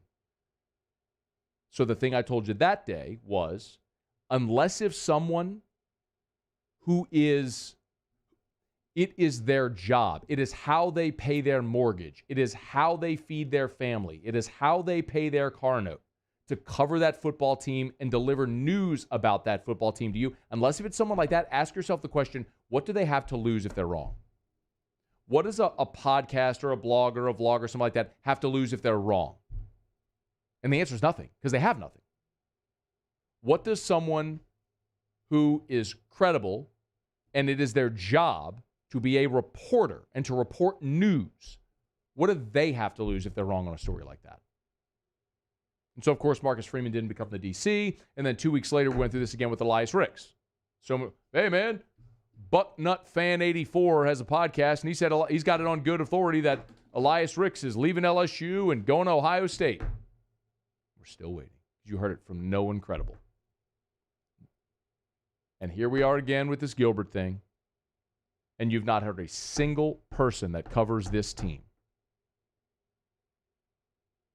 report credibly about why Elias Ricks left. What we know is that his body was sore, and the homesick thing was malarkey. That was Ed Ogeron trying to protect the player from the real issue. And what I know is that the real issue was sincere. And too many people are throwing out synthetic weed and stuff like that. And I'm not saying that wasn't part of this. But there is a much bigger issue at hand with Arik Gilbert. And what I will tell you as a father, I am a father. And if my child were in that situation, I would not be comfortable with my child being at that place any longer. That's way more than, man, he was going to be suspended for weed, so he left. Because that ain't the whole story. Maybe one day it'll come out. It's not my place to say it. But my only point here in saying all this is to tell you, unless if you hear something from someone who is credible, I'll name people that I think are credible. Brooks Cabina, Ross Dellinger, Shea Dixon, Jacques Doucet, Steve Schneider, Michael Cobble, Ron Higgins. I mean, there's more I can go down the list, and I don't mean to omit anybody, and if I have, please forgive me. Brody Miller, who their job is to cover this team and to report news about this team, unless if you hear it from them, who actually have something to lose if they're wrong, take anything you hear from the peanut gallery with a grain of salt. The bottom line is there's a lot of blame to go around. My hope for Arik Gilbert is that he finds a place where he can be settled and more comfortable and in a better state. I hate that it didn't work at LSU because he's an awesome player. It sucks even more that he's at a place where you got to see him every year. But please, I don't know how many more examples of this we have to, where we're chasing our tail with people listening to the noise over here from people trying to make a name for themselves. Dude, go do you. Like, seriously, good luck to you. Do awesome. But I don't even break news on this show. I have no desire to do it. That's not my job. Leave that to the people whose job it is to cultivate those relationships and break that news. All right, it's after further review. Super Bowl week. Rohan Davey is going to join us next. Won a couple of Super Bowls in Tampa, backing up Tommy Brady. We'll talk with Ro. AFR presented by Relief Windows. Don't move. AFR. Brought to you by Clegg's Nursery. Buy local, shop local at Clegg's Nursery. 4 locations in the greater Baton Rouge area. Siegen near Airline, LA 16 in Denham, Mid-City on Donmore, and the Garden Center on Greenwell Springs. Got a little cold snap, but it's still the perfect time to plant trees or shrubs. I know a lot of people, I'll tell you, my neighbor to my left, they have they built basically a privacy fence with shrubs. If you don't want to build a brick wall or a wooden fence or whatever the case may be, and you want privacy from your neighbors, how about shrubs? And this is the perfect time to plant them. Or trees. They got great options at Clegg's. Great selection from their greenhouses, locally grown, so their plants and trees and shrubs or flowers are acclimated to South Louisiana, so they'll live longer and flourish more. It's Clegg's Nursery. And Clegg's is partnered with True Value Hardware Store. So anything you get at a True Value Hardware Store, you can also get at Clegg's Nursery. 4 locations in the greater Baton Rouge area. Buy local, shop local. Tell them Matt sent you to Clegg's Nursery. This isn't just another day. It's so much more. Kelly's life was put on hold when her auctioneer primary care doctor discovered a rare blood disorder. Her doctor connected her to an auctioneer care team of cancer, heart, and kidney specialists. With multiple primary care locations around Baton Rouge, same-day appointments, and online scheduling, we're relentless about keeping you healthy. Auctioneer Baton Rouge, innovating healthcare for Kelly. Are you a licensed contractor? There's lots of good contractors in Louisiana doing work the right way, but unfortunately, too many unlicensed contractors are working outside the licensing requirements. Working as a contractor in Louisiana requires a license for the company doing the work. The Louisiana State Licensing Board for Contractors wants to help you get licensed to allow you to conduct work legally. It's not difficult to get the license. We can help you. Go to lacontractor.org for more information. Licensed contractors, it's the law. I've been doing business with Luba for 25 years. They're dependable, trustworthy. It's just the attention to detail with our clients. Our folks have years and years of experience. They're highly trained professionals. But many companies have that asset. What I'd like to think makes Luba a bit different is that we use those talents in a way that truly is dedicated to serving the needs of the folks who depend on us. ServiceMaster Elite create clean, disinfected work environments. As a local business, we take pride in serving the New Orleans and Baton Rouge areas. Our cleaning protocols follow CDC and OSHA standards for healthcare settings, offices, senior living, restaurants, and industrial plants. Contact ServiceMaster Elite to get your operation ready for reopening with germ disinfection cleaning. ServiceMaster Elite, the trusted choice in professional cleaning since 1996. Gulf Coast Office Products is a nationally recognized Savin office equipment dealer based right here in Louisiana. Over 100 employees strong, Gulf Coast has the boots on the ground to support all vertical markets, from education, engineering, legal, and finance. With the latest in office technology, from desktop to production segment units, Gulf Coast and Savin have the perfect fit for you. Call 225-756-2644. That's 756-2644 for Gulf Coast Office Products. At All-Star Toyota, you get it all. If you're in the market for an all-new Toyota vehicle, come see our friendly and knowledgeable sales team at All-Star Toyota. Located in Baton Rouge at the corner of Airline and Goodwood, we've been serving our community since 2005 by offering a large selection of new Toyota cars, trucks, and SUVs. Get behind the wheel of your dream car and take a test drive at All-Star Toyota today.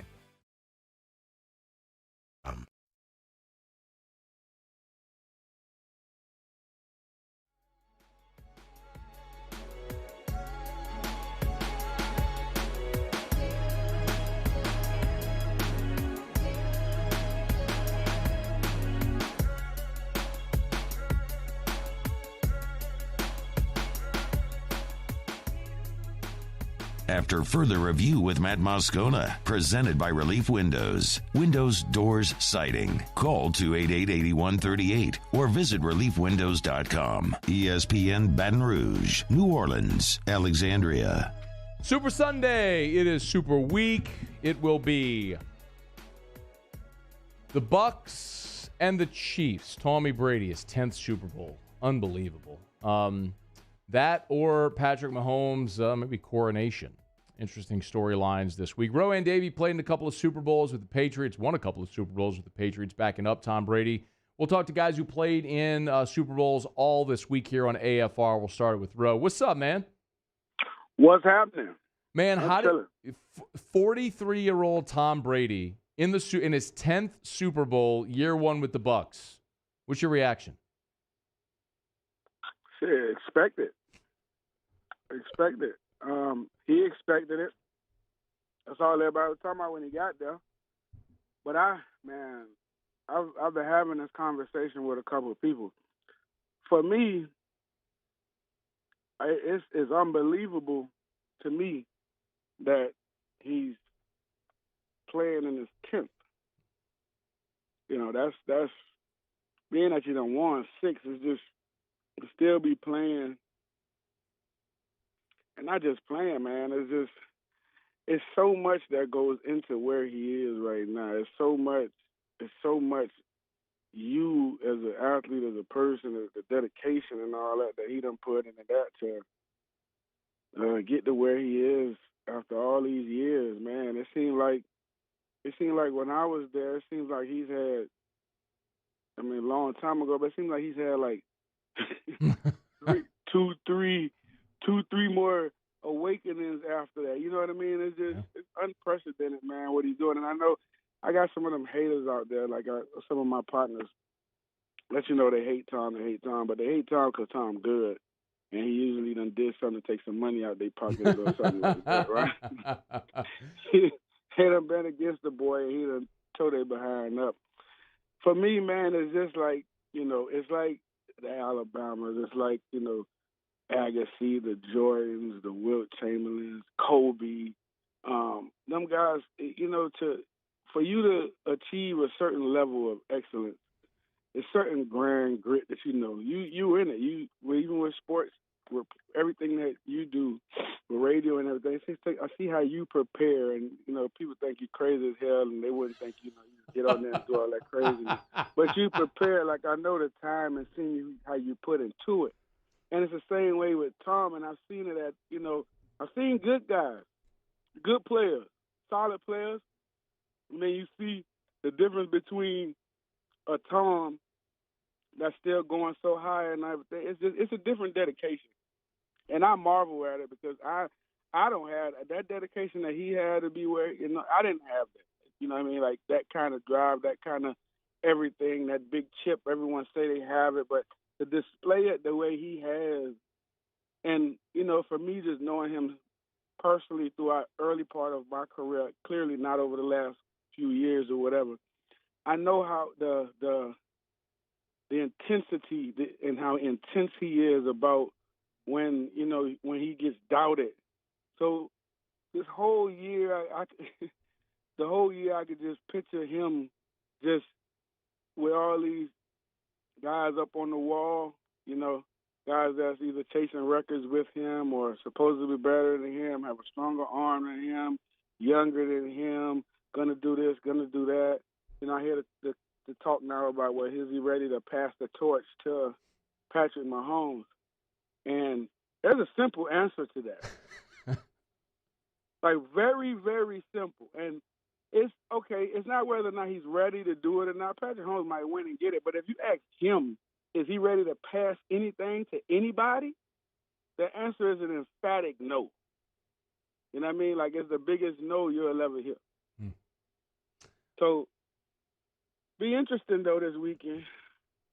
What's Super Bowl week like, and how different is it going to be this year considering COVID?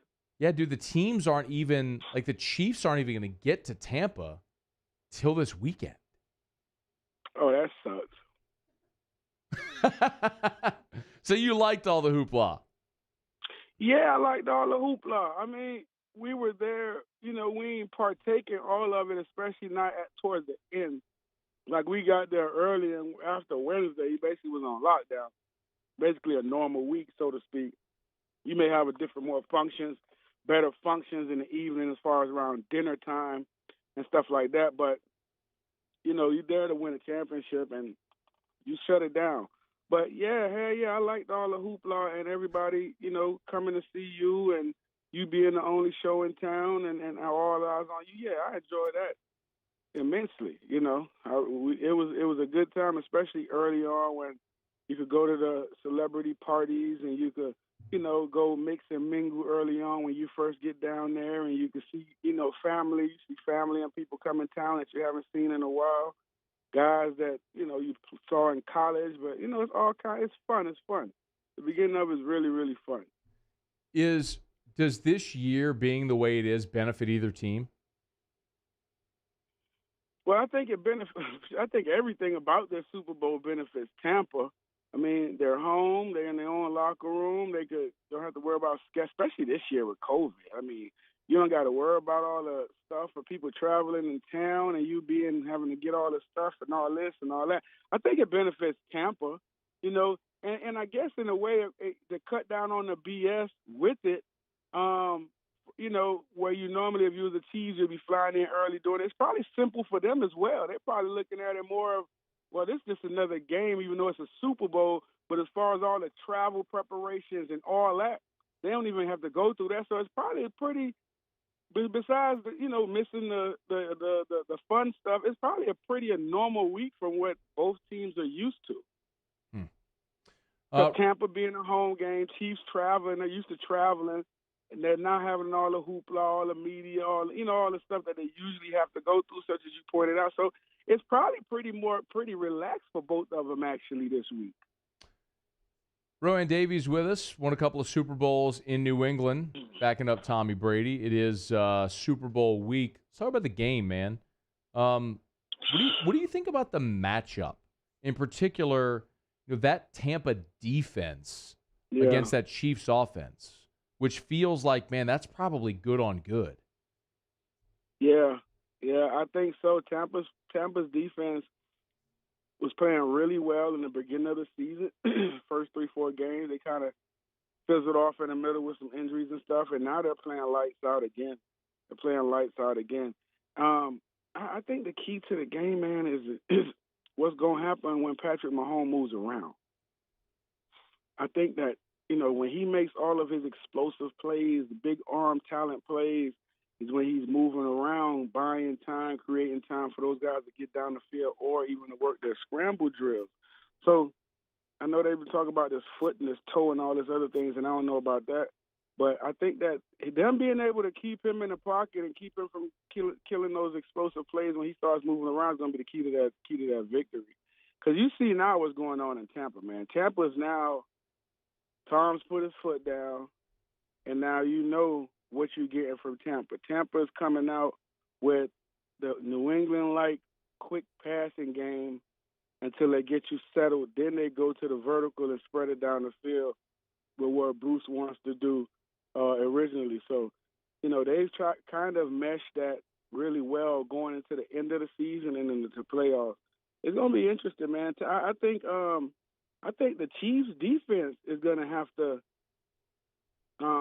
play lights out. I think they're going to be pressed. I think they're going to put a lot of pressure. Because I think in this game where if you do look at where an advantage may lie, it may be the Bucs' offense against the Chiefs' defense. Why?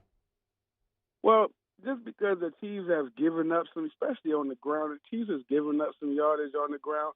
Bruce they've been running the ball effectively. Tampa Bay.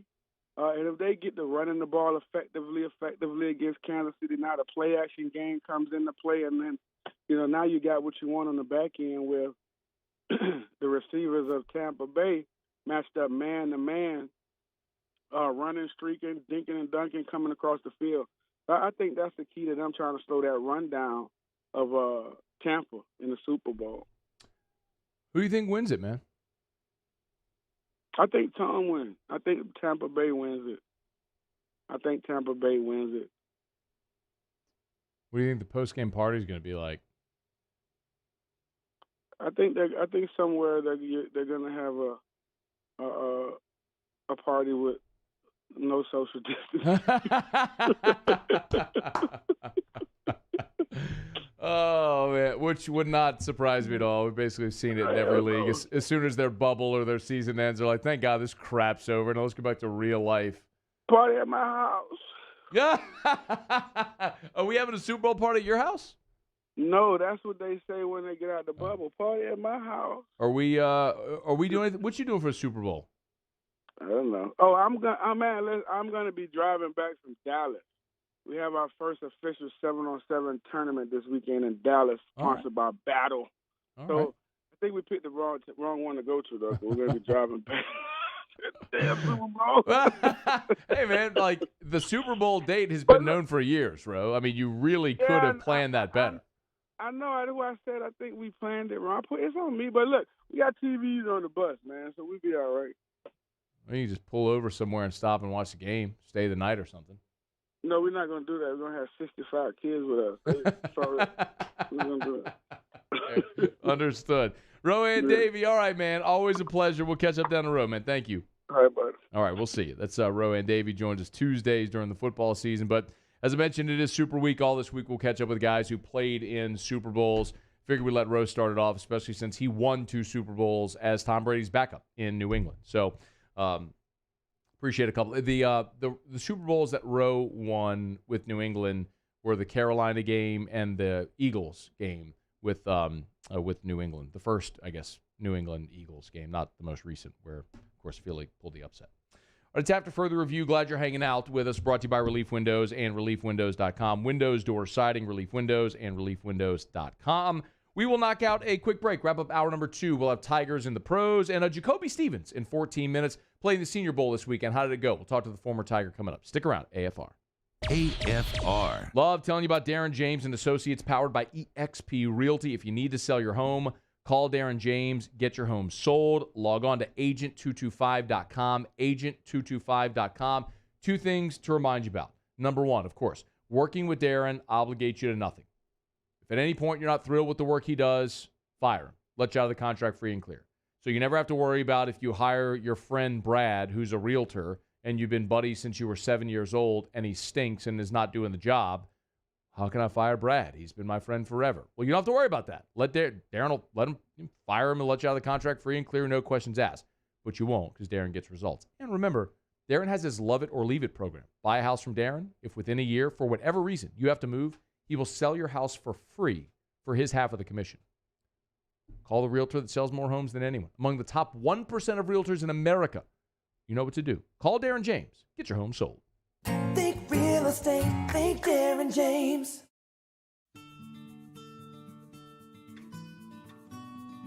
This is a house call. This is a follow-up appointment. This is a diabetes checkup. This isn't just more convenient care, it's more advanced care. This is innovating healthcare at Louisiana's #1 hospital, Auctioner. Are you a licensed contractor? There's lots of good contractors in Louisiana doing work the right way, but unfortunately, too many unlicensed contractors are working outside the licensing requirements. Working as a contractor in Louisiana requires a license for the company doing the work. The Louisiana State Licensing Board for Contractors wants to help you get licensed to allow you to conduct work legally. It's not difficult to get the license. We can help you. Go to lacontractor.org for more information. Licensed contractors, it's the law. I've been doing business with Luba for 25 years. They're dependable, trustworthy. It's just the attention to detail with our clients. Our folks have years and years of experience. They're highly trained professionals. But many companies have that asset.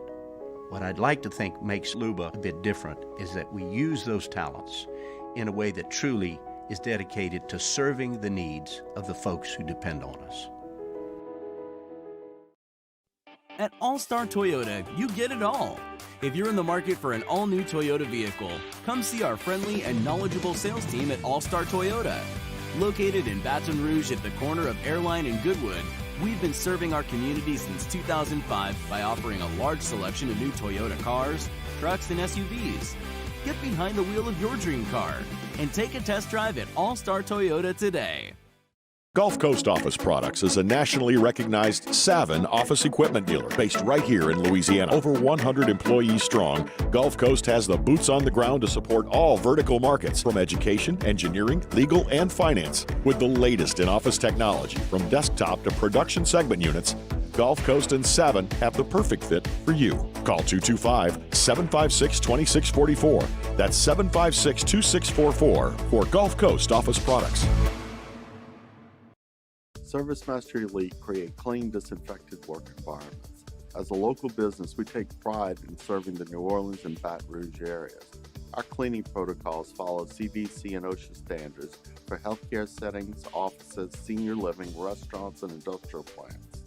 Contact ServiceMaster Elite to get your operation ready for reopening with germ disinfection cleaning. ServiceMaster Elite, the trusted choice in professional cleaning since 1996.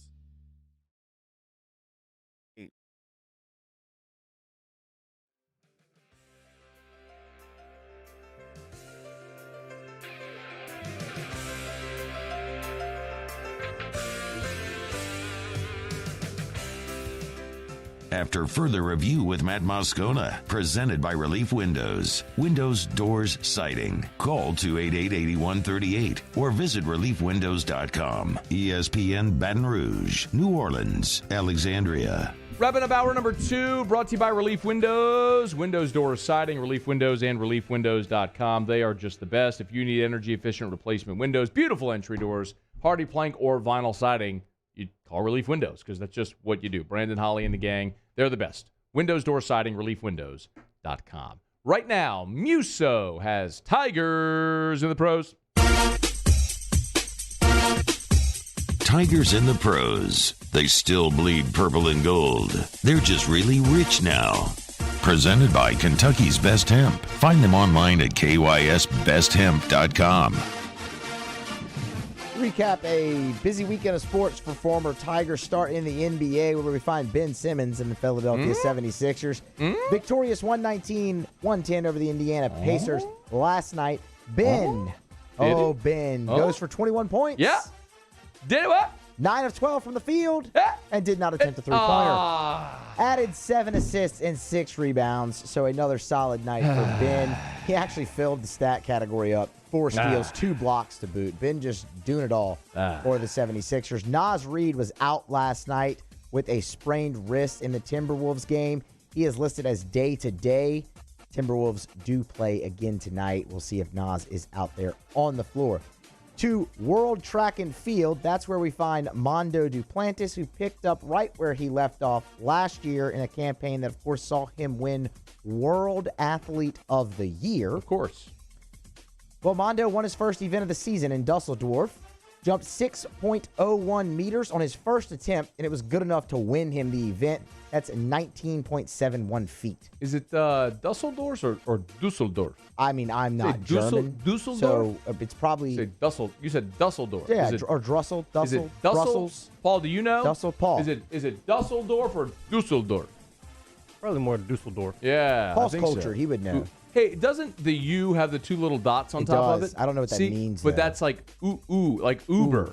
Dusseldorf. Well, Uber is a German word. That's true. And it has 2 little dots on top. Not the car, the app, whatever, because they don't have that on their logo. No. But the word Uber has and it's so it'd be Dusseldorf. Dusseldorf. That would be it. Yeah. The man jumped 19 feet. What are those 2 little dots called on top? I can't remember. I don't know. God dog it. Yeah, 19 feet. That's a lot. Almost 20. Musso said in the break, he's like, "You think I'll ever be as good at something in life as Mondo Duplantis is at pole vault?" I was like, "No." When you'd literally have to be the best in the world at something. Like I said, I like to set my goals just high. That way, when I fail, like just so high they're unattainable. That way, when I fail, it's not disappointing. Perhaps you set that bar a little too high. Where's my rim shot button? You get it? I got it, but I don't have the rim shot button anymore. It's a pun. You get it? It's a pun. It's a funny play on words. Because Duplantis is a pole vaulter. Jumps over the bar. Jumps over a bar. So you set the bar high. But too high. The bar too high. Too high. Too high or too far? Too high. Who gives a bleep? It's gone. I don't know. I have to put the rim shot button back on here. And finally, Sam Burns fell short at the Farmers Insurance Open this weekend. Thank you, by the way, to Michael Cobble, who, I don't know if Cobble was born in Germany, but he lived in, I think he went to high school in Germany. Well, I have my what I learned for the day. Yeah, Cobble went to high school in Germany, yeah. And he just texted me. Oh, Jacoby Stevens is calling. Hope he's still good to be on the show in 6 minutes, but I need my text. He just texted me what the two little dots on the top of the thing is called. It's called Dusseldorf. Yeah. Dusseldorf. So it's called umlauts. The two dots called umlauts. That's awesome. And it said Dusseldorf. Umlauts. Nailed it. I like it. That's Tigers in the Pros. Presented by KYSBestHemp.com. KYSBestHemp.com. Kentucky's best hemp. Use the promo code AFR30 and save 30% off your order. Remember, our friends over at Kentucky's Best Hemp now have bourbon-flavored CBD oil. You get more info right there at the homepage at KYSBestHemp.com. Promo code AFR30 to save 30% off your order at KYSBestHemp.com. KYSBestHemp.com. All right, y'all, hour 3 getting kicked off. I think Jacoby Stevens is going to join us right after SportsCenter. AFR. Brought to you by the Williamson Eye Center and WilliamsonEYE.com. 924-2020, 924-2020. Let 2021 be the year you see 2020. Was having a conversation this morning with someone who wears contacts, pays $1,000 per contact per eye. And I said, hey, don't do that anymore. Call Dr. Blake Williamson. Go for a LASIK consultation. And maybe you're not a candidate for LASIK, but whatever your refractive issue is, there's some refractive option that they have at the Williamson Eye Center. Just go for that free consultation. Take that step. The location right there on the Baton Rouge General Campus, their Connells Park location, all over Greater Baton Rouge. Check them out. WilliamsonEYE.com or call 924-2020, 924-2020. Happy New Year from Corval Toyota in Opelousas. You can get into a Corolla for $239 a month with only $2,000 down, or choose from our pre-owned selection. So come on down to Happy Town. That's Corval Toyota in Opelousas, Happy Town, USA. Have you been arrested for DUI or other traffic violations? Have you made a mistake? We all have. You're not a bad person. Call the law offices of O.C. Brown at 225-343-1111 or connect with us online at ocbrown.com. This isn't just another day. It's so much more. Kelly's life was put on hold when her auctioneer primary care doctor discovered a rare blood disorder. Her doctor connected her to an auctioneer care team of cancer, heart, and kidney specialists. With multiple primary care locations around Baton Rouge, same-day appointments, and online scheduling, we're relentless about keeping you healthy. Auctioneer Baton Rouge, innovating healthcare for Kelly. Are you a licensed contractor? There's lots of good contractors in Louisiana doing work the right way, but unfortunately, too many unlicensed contractors are working outside the licensing requirements. Working as a contractor in Louisiana requires a license for the company doing the work. The Louisiana State Licensing Board for Contractors wants to help you get licensed to allow you to conduct work legally. It's not difficult to get the license. We can help you. Go to lacontractor.org for more information. Licensed contractors, it's the law. I've been doing business with Luba for 25 years. They're dependable, trustworthy. It's just the attention to detail with our clients. Our folks have years and years of experience. They're highly trained professionals, but many companies have that asset. What I'd like to think makes Luba a bit different is that we use those talents in a way that truly is dedicated to serving the needs of the folks who depend on us. At All-Star Toyota, you get it all. If you're in the market for an all-new Toyota vehicle, come see our friendly and knowledgeable sales team at All-Star Toyota. Located in Baton Rouge at the corner of Airline and Goodwood, we've been serving our community since 2005 by offering a large selection of new Toyota cars, trucks, and SUVs. Get behind the wheel of your dream car and take a test drive at All-Star Toyota today. Gulf Coast Office Products is a nationally recognized Savin office equipment dealer based right here in Louisiana. Over 100 employees strong, Gulf Coast has the boots on the ground to support all vertical markets, from education, engineering, legal, and finance. With the latest in office technology, from desktop to production segment units, Gulf Coast and Savin have the perfect fit for you. Call 225-756-2644. That's 756-2644 for Gulf Coast Office Products.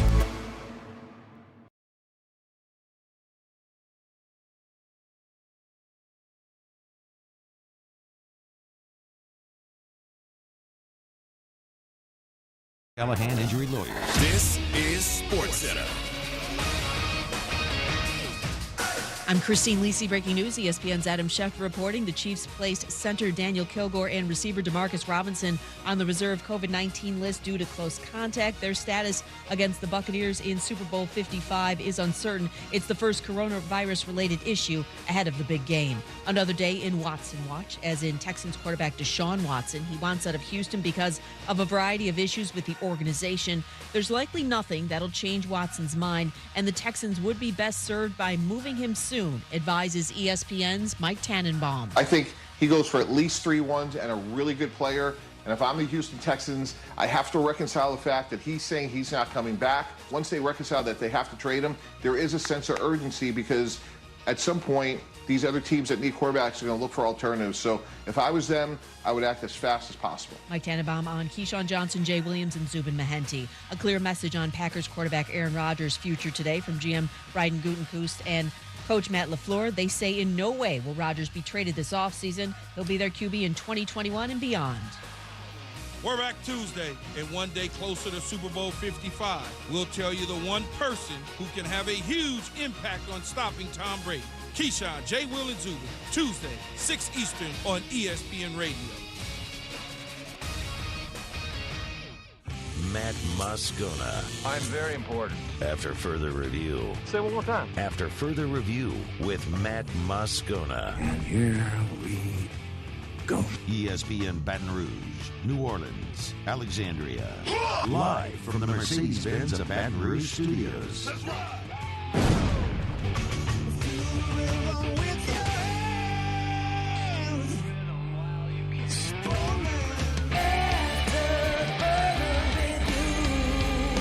Hour 3, off we go. Welcome aboard. Glad you're with us. AFR, presented by Relief Windows. I'm Matt. Love you, Matt. Paul O'Neill. They're chanting Paul O'Neill's name. Yusuf. And Mr. Toby Tomplin.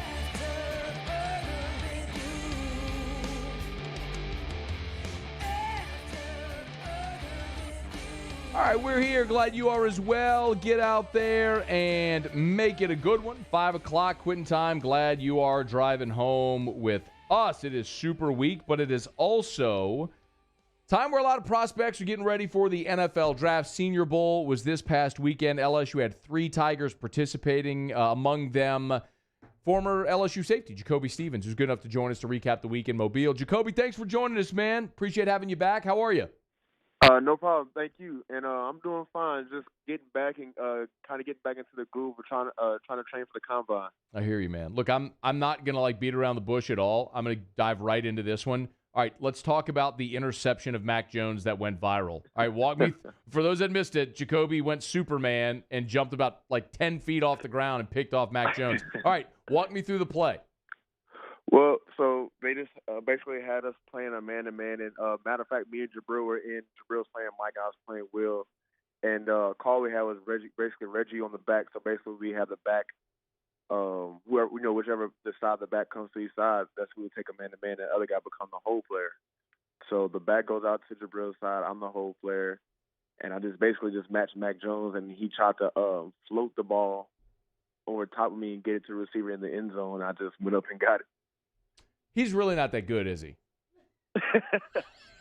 Nah, I'm not gonna say that on radio. But they won a national championship for a reason. Though he's a good enough. He's a good quarterback. Oh, I'm teasing, man. And so you said you were playing Will. So I know when you were on with us a couple weeks ago, I asked you, linebacker, safety, where do you think you fit in the NFL, or if teams giving you any indication? You got any clarity after this week as far as what some of the feedback was there? Well, the story about me playing Will was I was going to go get safety reps at the Senior Bowl, but a guy came in injured, and another guy, he had COVID, so he couldn't participate. So they asked me, Mr. Nagy came and asked me, hey, can you play Will for us this week? I was like, sure, why not? So it was one of those things, I changed our position to get it for the team. Well, you know what you told when you were with us a couple of weeks ago? That's what you said. I mean, and look, Jacoby, I know it's kind of cliche. People say, well, I'll do whatever helps the team. But I believe you. I mean, if it's winning a job and that's what you have to do, hell, you'll do it. But how did you feel stepping up and playing Will? Oh, man, I felt good. Like I said, it just took time to adjust. The training, I dropped the weight to play safety at Senior Bowl, so now they put me back at inside linebacker. So I just had to adjust and learn the terminology Will backers use and kind of get setting the D lineman up. I really never had to do that on first and second down. And everybody knows third down is way different playing linebacker than on first and second down. Why? All right. Why is it different? Oh, just third down. The coverage part? Oh, yeah, just third down wise. Usually as an inside linebacker, is more coverage, is blitzing. Like third down is one of the most important downs in football. So really and truly, that on that third down drive, you put in different packages. You put in more of your speed, more of your agility guys. So for LSU, third down, I will go to dime, basically real linebacker, and I'll be the rush guy. I'll be the guy that guard the running back, tight end, man to man, and drop in zone underneath coverage on third down for LSU. Whereas in the Senior Bowl, first and second down, is the percentages are higher for them just to run regular run plays, straight down at you, inside zone, dive. That's what type of plays they were running at the Senior Bowl. So that was just the biggest difference. Third down, the Will linebacker really plays in more space down there, whereas first and second down, I'm taking on big Trey Smith at guard and had to take those bikes on. So that's really the biggest difference. A couple more minutes here with Jacoby Stevens, former LSU safety, went through the Senior Bowl experience this past week. So what was the week like based on what your expectations were, what you had heard, and then relative to how it played out? I think they did a good job of telling us what to expect coming in. Just with no like true combine workouts. We was going to expect every team to be there. We was going to interview with every team. So we had a 15-minute session with every team. They broke it into 2 days. So one night we had a 15-minute session with 16 teams. And then the next night we had another 15-minute session with all six, with the rest of the 32 teams. Just the practices and just having them beaten throughout the week with the Carolina Panthers like you would have on the regular game weeks. They did install and certain stuff like that. And then, you just had your things to where we met with like a couple of financial advisors, players that played in the game before.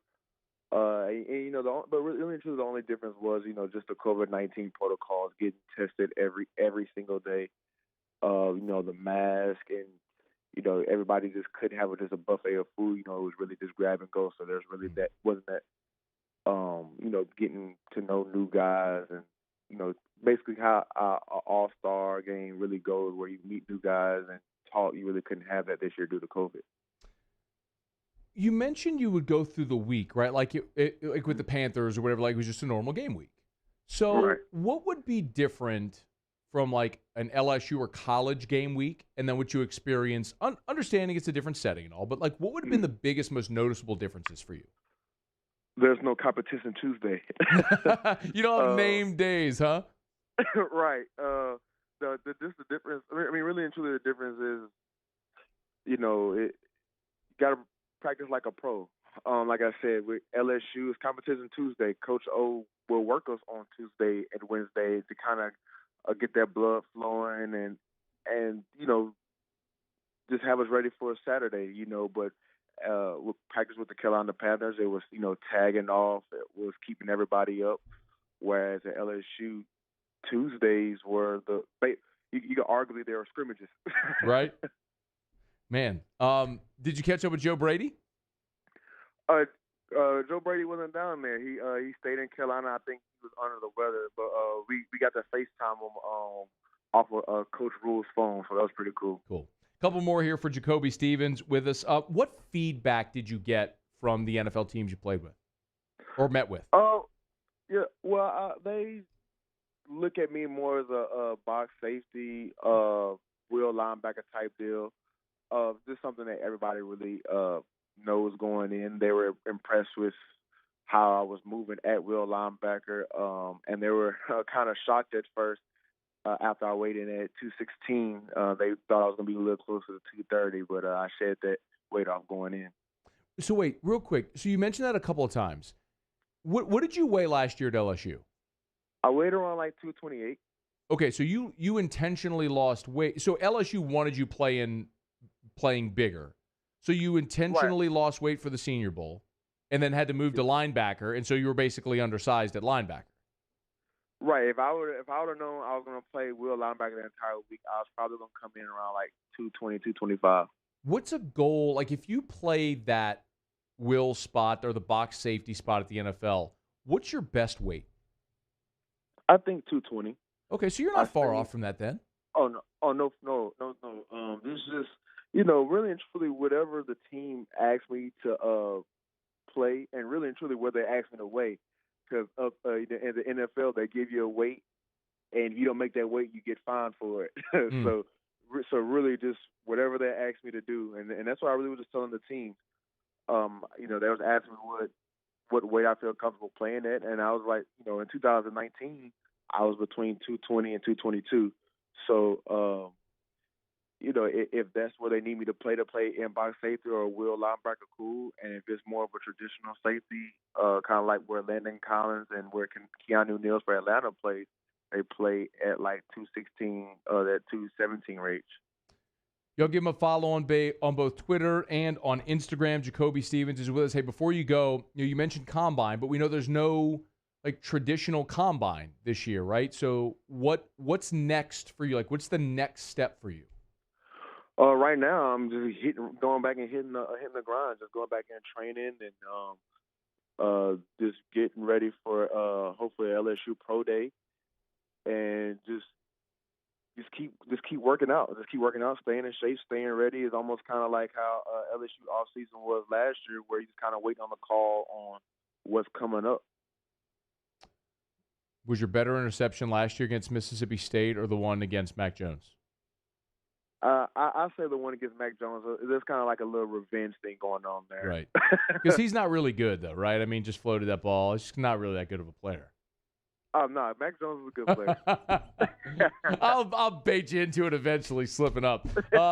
Hey, man, I appreciate a couple of minutes. Congrats on a cool week in Mobile. Hope it went awesome for you. Sounds like it did. We'll keep in touch as we get closer to the draft, all right?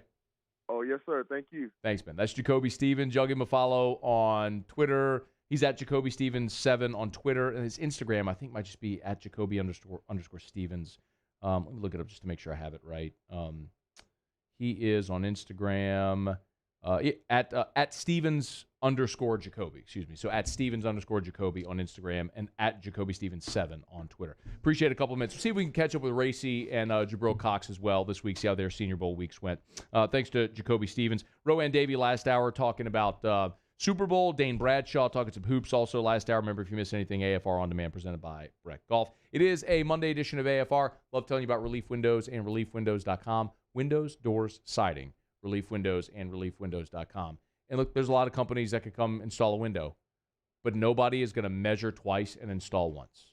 Nobody's going to sell you the best possible products and give you immaculate customer service. That's what Brandon Holly demands of himself and everybody that works for him, and he lives up to it every single day.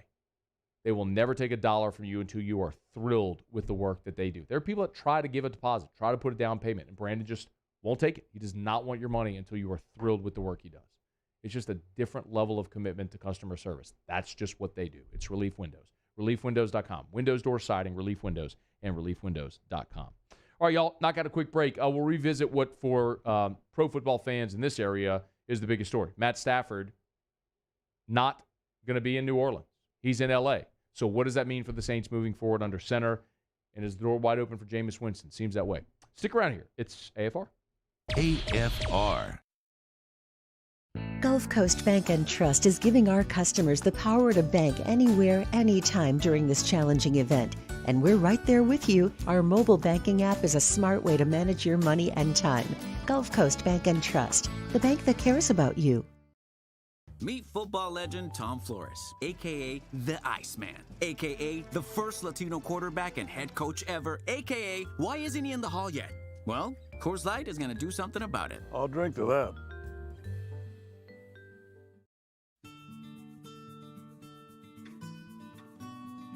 This is a house call. This is a follow-up appointment. This is a diabetes checkup. This isn't just more convenient care, it's more advanced care. This is innovating healthcare at Louisiana's #1 hospital, Ochsner. ServiceMaster Elite create clean, disinfected work environments. As a local business, we take pride in serving the New Orleans and Baton Rouge areas.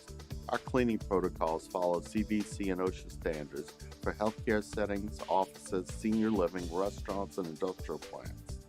Contact ServiceMaster Elite to get your operation ready for reopening with germ disinfection cleaning. ServiceMaster Elite, the trusted choice in professional cleaning since 1996. Are you a licensed contractor? There's lots of good contractors in Louisiana doing work the right way, but unfortunately, too many unlicensed contractors are working outside the licensing requirements. Working as a contractor in Louisiana requires a license for the company doing the work.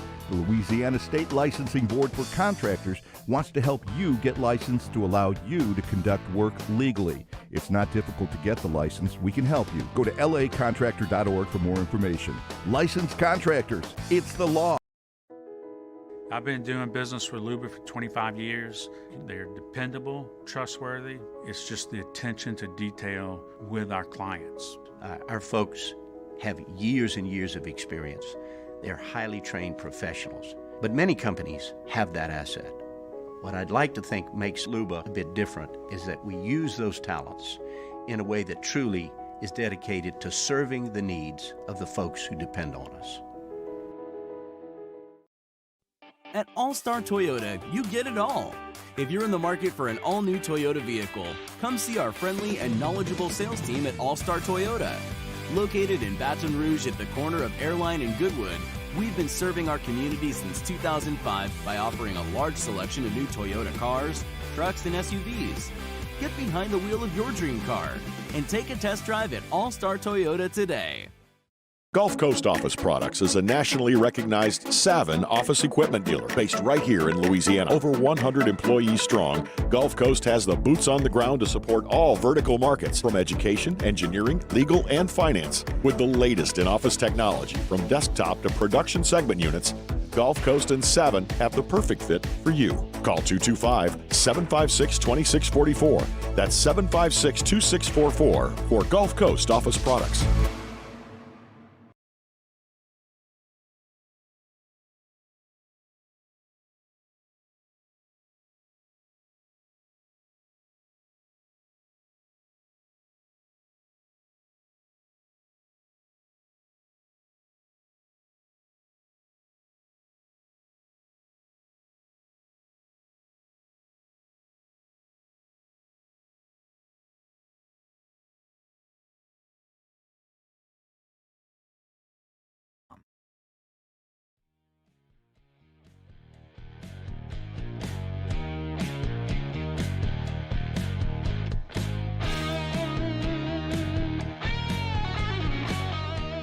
After further review with Matt Moscona, presented by Relief Windows. Windows, doors, siding. Call 288-8138 or visit reliefwindows.com. ESPN Baton Rouge, New Orleans, Alexandria. Rolling through a Monday edition of AFR. Glad to have you hanging out with us here. Otterlocks about, 25 minutes from right now or so. We'll also get to what we learned. If you want to join us, Jim'sFirearms.net phone lines are open, 499-1045, 499-1045, or toll-free 844-568-MATT, 844-568-6288. I want to get to some of the conversation about Matt Stafford going to the Rams and really the suitors that are out there now for Jameis Winston and what the Saints do. We'll get to that. There was a comment. So last hour, I was talking about the Arik Gilbert thing. If you haven't heard, by now I'm sure you have. Gilbert's going to Florida and kind of talked a bit about that, but assessing the tight end spot for LSU in 2021 and how that looks.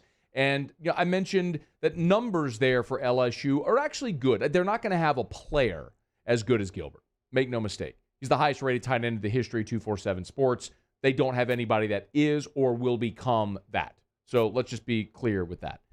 They do have a lot of bodies, though. They're certainly not lacking for depth. Cole Taylor is there, who started your last 2 games. You get him a full offseason with Tommy Moffett. Let him physically grow into his body, into this offense in year 2. Obviously, a little bit of a different offense, but an offense that utilized the tight end with Ensminger and Joe Brady with Thaddeus Moss. But Cole Taylor is there. Remember, Nick Storrs is not returning to baseball, so he's focusing full-time on football, so that's certainly a guy that can contribute. Jalen Shedd, the incoming freshman out of Olive Branch, Mississippi. Got Aaron Moffett, who's coming off of a knee injury, but that's a guy that can give you some physicality, kind of like what you had with Torrey Carter, that tight end H-back role. Moffett can certainly fill that as the other guys are more pass catchers. And then Bradley Littleton mentioned in the Bayou Ford YouTube chat, Matt, you forgot to mention Jack Besh at tight end. Should be a great player for LSU. So, I want to be clear. I think Besh, if they want him to play tight end, he can certainly do that. If they want him to be a hybrid tight end wide receiver, he could certainly do that. If they want him to play wide receiver, he could do that as well. I'll be interested to see what they do with Jack Besh. And keep in mind, and I had someone mention this to me, they said, you won't even miss Gilbert because you got Besh coming in. You got to understand, if you're honest with yourself, that you can think Jack Besh is a great prospect. And I do, by the way. I mean, I saw that kid play at St. Thomas More, saw him the last 2 years against Catholic. Like, that's not I guess we have a spot, we'll give this kid an offer. Like, that's a dude who is a legit SEC prospect.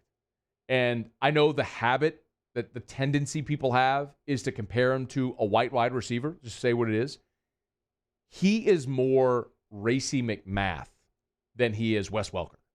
Like, he is a dude that, like, when he opens it up, he can fly, and he is physical, like big and physical.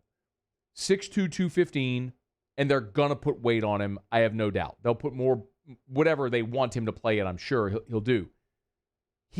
So when I say this, I'm not in any way diminishing Jack Besh. I think Jack Besh is a legit SEC player. I think he has a chance to be a stud at LSU. But he's not Gilbert. Gilbert's 6'5", 250. I think he played at 253 this year. That's just one of the guys. I say this every year. Well, whenever we could go to practice, we can't. This year we couldn't with COVID, but we saw videos, right? They would release practice videos. But every year, when you go to practice for the first time and you see the freshmen in their uniforms for the first time, you can see huddle highlights and all this stuff. But until you're like out there and you lay eyes on him, on that player, you go, holy hell, who is, and then you look at your roster and you're like, oh, that's that guy we've been talking about for 24 months. That happened with Patrick Peterson. It happened with Terrence Tolliver. I mean, these are like in my brain, like seared into my brain. Listen, though it happened with Corey Thompson. If you remember, they were all in, obviously, on Landon Collins. Didn't get Landon. When they didn't get Landon, they went hard after Corey Thompson, and he was the safety that they signed. And the first day I went out there and looked at Corey Thompson and was like, holy God, look at that guy as a college freshman. And Gilbert is the number one example of that. Like, he is the crown jewel of that. When you went out and you saw 2 and everyone's like, holy that dude, 6'5", 250, running like a deer, true freshman. No wonder no high schooler in the world could guard that guy. So my point, it's not to diminish anybody. It's just understanding what he is. There's a reason he's literally the highest rated tight end in the history of 247 Sports. But to the, what was his name? The guy on the chat, his name was Bradley Littleton. To his point, yes, I don't want to omit Besh from that conversation talking about tight ends, because I think it's possible they could put size on him and play him there as a flex tight end and even attached at times. I absolutely think that's a possibility, something they've discussed. But I also think you've got 4 tight ends this year, and Besh could very easily continue playing receiver like he's done at St. Thomas More. But thanks for the point. I thanks for bringing that up. Definitely should have brought up Besh. The gigantic news over the weekend in the NFL, aside from getting ready for the Super Bowl, is the Matt Stafford trade. So if you're following along over the weekend, Matt Stafford traded from Detroit to the Rams. And we've had the conversation here now really all last week whenever it became apparent that Detroit was going to trade Matt Stafford, that the Saints were going to be in the mix. I mean, last week we talked to Sean Salisbury, Jameis, Stafford. Which one would you go for? Do you go for the 27-year-old young former first-round pick or number 1 overall pick, or the 32-year-old who's played a ton but had a lot of injuries and near the end but might be a little more polished? Like, we had that conversation all last week, and now the answer has been given to us. That scope has shrunk because not only did the Lions trade Stafford to the Rams, so that's no longer a possibility for the Saints, but according to reports from ESPN and SI, the Saints didn't even nibble.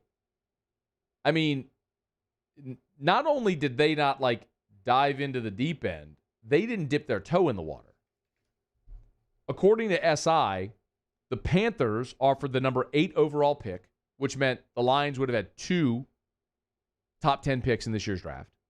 No thanks. Washington offered the number 19 pick and a 3rd rounder. No thanks. Colts discussed several packages, but did not include their first-round pick, which was 21st overall. Remember, the Saints are picking 28th. The Niners, they were priced out before they even made an offer. Broncos discussed a pick swap, and the Patriots offered a 2nd-round pick and a player.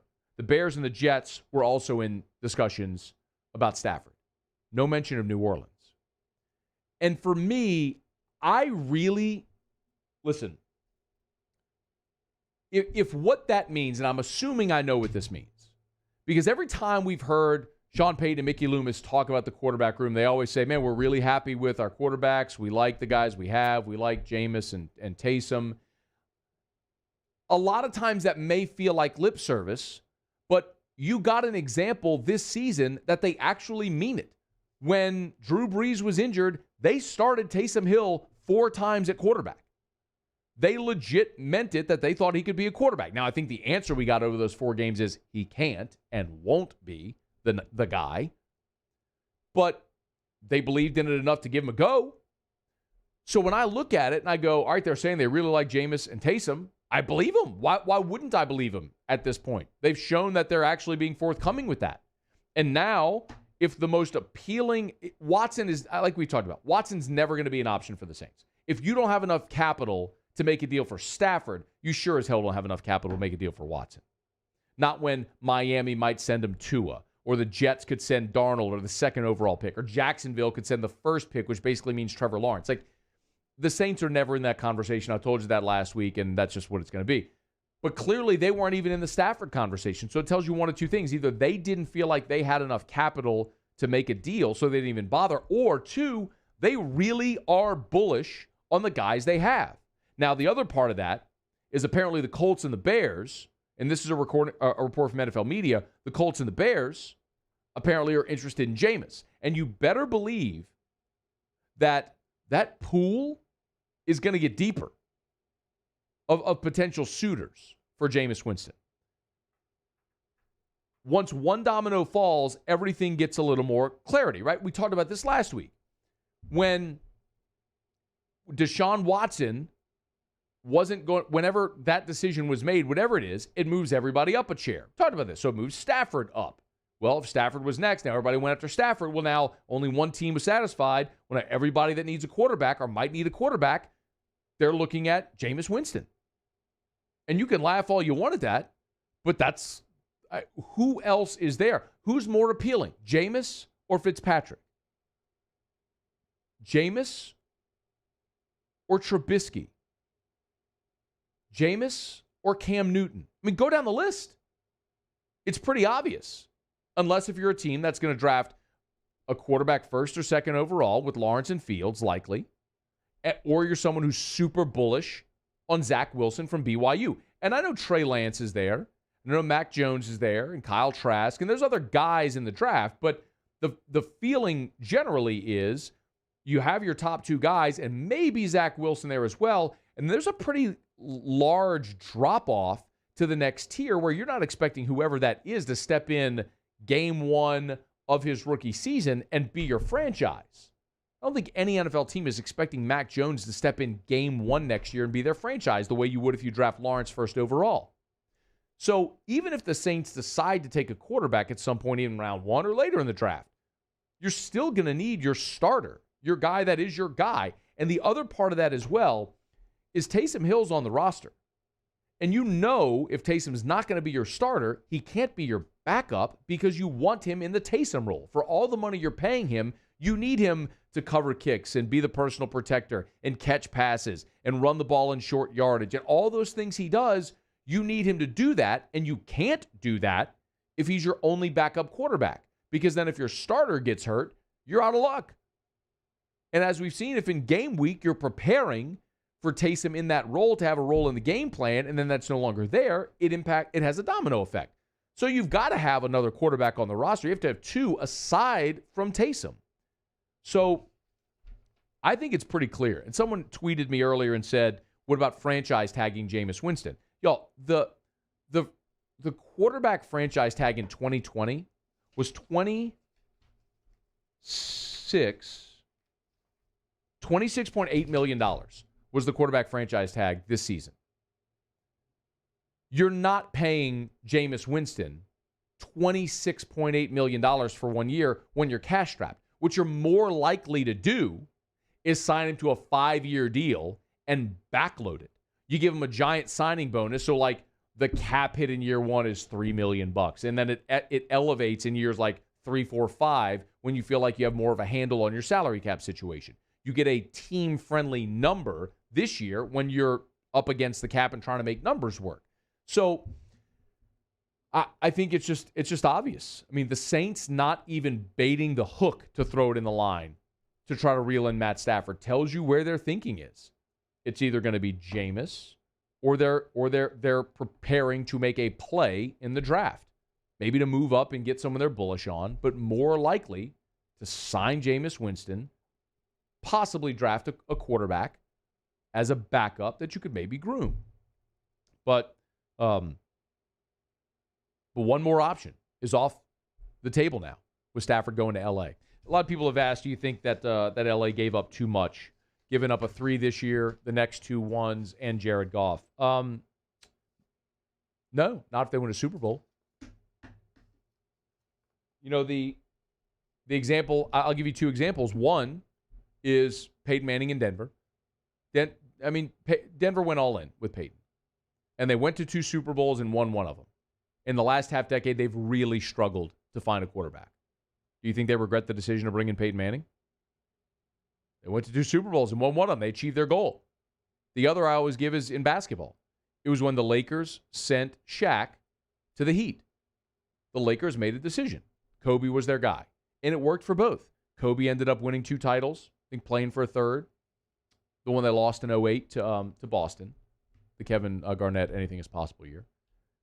Anything is possible.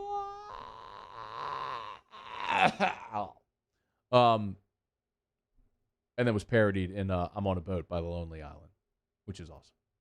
Anyway, but Miami won their championship. Now, Miami they were saddled with an old Shaq and then set him on his way, and Miami didn't make the playoffs for a half decade until LeBron got there, but They won their title with D. Wade and Shaq. Do you think they regret the decision? No. So if the Rams, in doing this, and look, they don't have a first-round pick this year because they sent that to Jacksonville for Jalen Ramsey, and now the next 2 years they don't have first-rounders that they sent to Detroit. They don't have a first-round pick until at least 2024.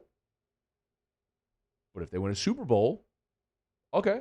I mean, that's the goal, isn't it? The goal isn't just to win a lot of games. The goal isn't to make the playoffs, to win your division. The goal is to win a Super Bowl, to win a championship. And if they do that, success. If not, you bombed, but at least you took your hack. All right, it's after further review. Glad you're with us here, man. Busy day. If you miss anything, AFR On Demand presented by Brett Goff. Monday show is brought to you by Relief Windows. We'll knock out a quick break. When we come back, get some of your interaction. Feel free to join us. You can tweet us at Matt Moscona at 1045 ESPN. Hey, Twitter world. Thank you, Juice. It's only here when you're here, Moose. Jump in the Bayou Ford YouTube chat. We appreciate you for hanging out with us. Stick around. It is AFR. AFR. Brought to you by Insurance Network of Louisiana. I tell you, I get these messages all the time. Sometimes I think you don't believe me. But this one came in today at 1:37 p.m. from Brant Martin on Twitter, who said, Matt, what's the insurance place/site that is saving all these listeners money? That place, Brant, is Insurance Network of Louisiana. 293-0450, 293-0450, 293-0450, or lainsurance.net. This could not be an easier process. You call Insurance Network of Louisiana. They take a smidge of info about just so they know what your current coverage is, so they know what to shop for. And then they go to work. They go leverage their relationships with dozens of the top-rated companies in the world to see if they can get you better coverage for less money. And so many people have seen rates increase amid the pandemic. Now is the time to call. See if you can save. 293-0450. 293-0450 or lainsurance.net. I've been doing business with Luba for 25 years. They're dependable, trustworthy. It's just the attention to detail with our clients. Our folks have years and years of experience. They're highly trained professionals. But many companies have that asset. What I'd like to think makes Luba a bit different is that we use those talents in a way that truly is dedicated to serving the needs of the folks who depend on us. This isn't just another day. It's so much more. Kelly's life was put on hold when her auctioneer primary care doctor discovered a rare blood disorder. Her doctor connected her to an auctioneer care team of cancer, heart, and kidney specialists. With multiple primary care locations around Baton Rouge, same-day appointments, and online scheduling, we're relentless about keeping you healthy. Auctioneer Baton Rouge, innovating healthcare for Kelly. ServiceMaster Elite create clean, disinfected work environments. As a local business, we take pride in serving the New Orleans and Baton Rouge areas. Our cleaning protocols follow CDC and OSHA standards for healthcare settings, offices, senior living, restaurants, and industrial plants. Contact ServiceMaster Elite to get your operation ready for reopening with germ disinfection cleaning. ServiceMaster Elite, the trusted choice in professional cleaning since 1996. Are you a licensed contractor? There's lots of good contractors in Louisiana doing work the right way, but unfortunately, too many unlicensed contractors are working outside the licensing requirements. Working as a contractor in Louisiana requires a license for the company doing the work. The Louisiana State Licensing Board for Contractors wants to help you get licensed to allow you to conduct work legally. It's not difficult to get the license. We can help you. Go to lacontractor.org for more information. Licensed contractors, it's the law. At All-Star Toyota, you get it all. If you're in the market for an all-new Toyota vehicle, come see our friendly and knowledgeable sales team at All-Star Toyota. Located in Baton Rouge at the corner of Airline and Goodwood, we've been serving our community since 2005 by offering a large selection of new Toyota cars, trucks, and SUVs. Get behind the wheel of your dream car and take a test drive at All-Star Toyota today.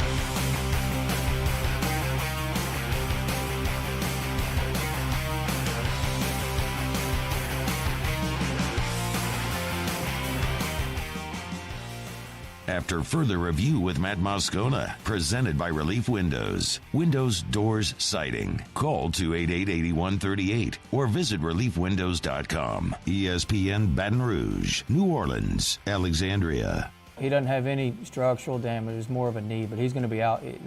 Nothing's torn, but he's going to be out a couple weeks probably.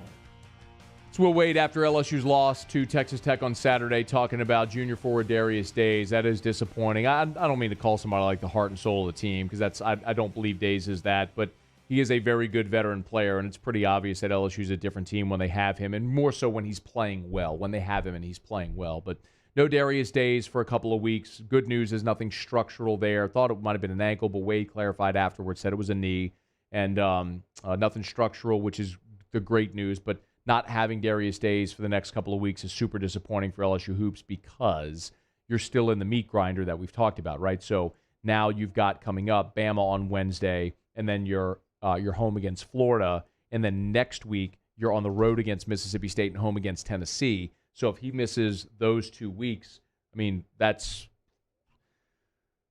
you may find yourself an underdog in all those, even the home game against Florida, even the road game against Mississippi State. But you got to go find a way to scratch out a couple of wins in these next 4. You just have to. We talked about the 7-game stretch: Bama, Kentucky, A&M, Bama, Florida State, Tennessee. Those 7, you had to find a way to get to 3 and 4. You do that, it lightens up with Auburn, Georgia, Arkansas, and Vanderbilt. And yes, I know Auburn's playing better, and so is Arkansas, but those are winnable games, especially with the Auburn game being at home. Those are winnable games. But you got to find a way to split these next 4.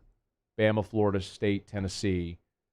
I'm not saying it's going to be easy, but you got to find a way. Dane Bradshaw, the SEC Network, was with us last hour, and I asked him about the next game, which is at Alabama on Wednesday, and how in the world LSU could find a way to go there and maybe steal a win. To me, you got to limit, try to get them less than 23-point field goals a game. Make them prove they can beat you from 2. And that means, like I made a point probably too many times, but Matt McClung did a really good job when he was closing out on Cam Thomas, like running him off the 3-point line. We talk about it all the time, but then who actually does it? To me, that's what you have to do against Alabama, is say, hey, I'm running you off here, and I'm going to force you to make a tough 2 at the rim, even though they're good at that. But, look, they would prefer to get the open 3, and so you got to take a lot of pride in your one-on-one defense and try not to require help, because as soon as you require help, it's rotations and 3s. And look, even without Darius Days, I think LSU can score with Alabama in the 70s and 80s. Work cut out for him. We'll get you a full preview of that game as we get closer to Wednesday. But I also asked Dane Bradshaw, and you can hear this entire interview at 1045ESPN.com, presented by Brett Goff. But I asked Dane Bradshaw, what did LSU lose with the loss against Texas Tech and losing a golden opportunity at a quality win? What did they lose big picture on Saturday?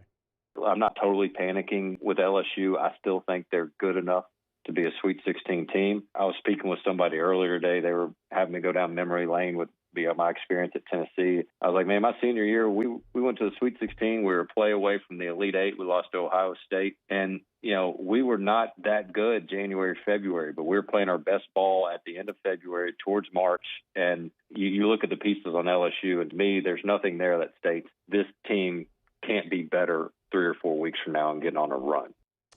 Here's hoping. Dane Bradshaw, again, earlier today. You can check out the Bayou Ford app if you want to check out that interview, 1045ESPN.com. One other thing to let you know, and we'll break and we'll have Otter Locks and what we learned to wrap up here today.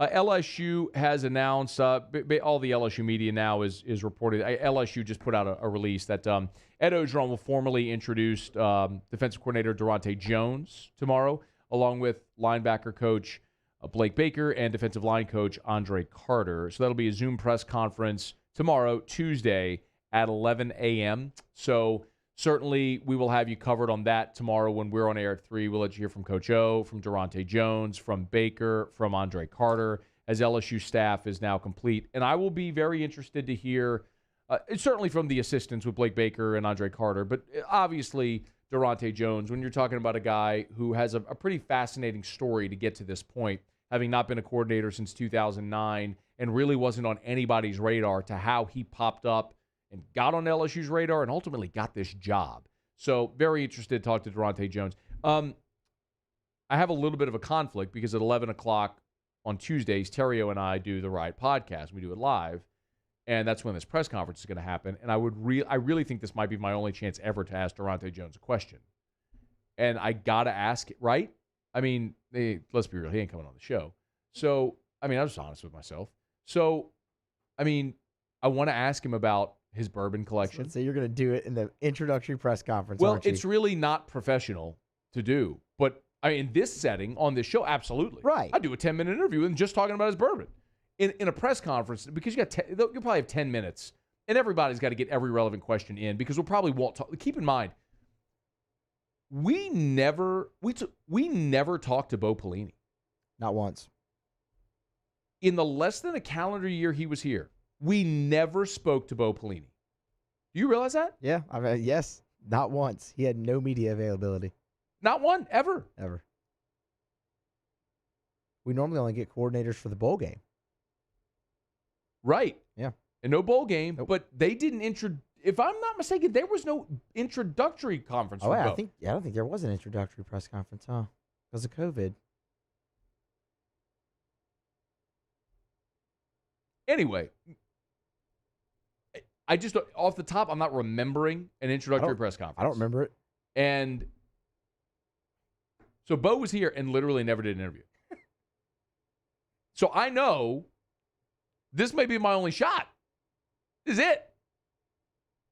But do I take that opportunity away from someone else who wants to ask a legitimate question about the defense, where they have to write articles or whatever?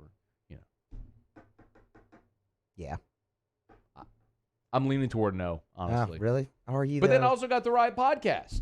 So I don't even know if I can be on the Zoom call tomorrow. I'm legit conflicted. Because I so badly want to talk to this guy, and I want to talk to him about the snake, and I want to talk to him about Mike D's cousin. Yeah, I want to talk about Mike D's cousin almost decapitating his pet snake. I want to talk to him about his bourbon collection. I mean, there's so much that I want to delve into that that's really not appropriate. You know. Oh, Cobble just texted me. There was not a press conference with Bo Pelini. We were covering spring practice with him out there. It wasn't because of COVID. Because remember, COVID was March, and they had one spring practice. Yeah, so that's what I was going to say. It wasn't because of that, but there just wasn't an introductory press conference for Bo. How about that? Should have made that a poll question today. Should Matt ask Durante Jones about his whiskey collection on the Zoom call? That virtual Zoom, bro. I feel like I gotta. There's still time to make a poll. Nah. Okay. I know. All right. It's After Further Review, presented by Relief Windows. We'll wrap up with Auto Locks next. AFR. Brought to you by River City's 1 Hour Air, where they're always on time, or you don't pay a dime. It is going to be 34 degrees tonight. Frigid. Hate the cold weather. I hate the sensation of being cold. I won't even get into the shower until I see steam coming out the top. That's how much I hate being cold. Now imagine what it would be like in Casa de Scone if the heater were out. Ugh. Ain't happening. That's why every year, River City's 1 Hour comes to our house and does our heater safety check. Get up in the attic, check on the heater, clean it, make it efficient, make sure it's safe to run during the cold weather months, make sure we're in tip-top shape. And that comes standard as part of the membership club. But even if you're not, and you have not had that done, still do it today. 752-0001. 752-0001 or 1hourbr.com. Happy New Year from Cordell Toyota in Opelousas. You can get into a new Camry for $335 a month with only $2,000 down, or choose from our pre-owned selection. So come on down to Happy Town. That's Cordell Toyota in Opelousas. Happy Town, USA.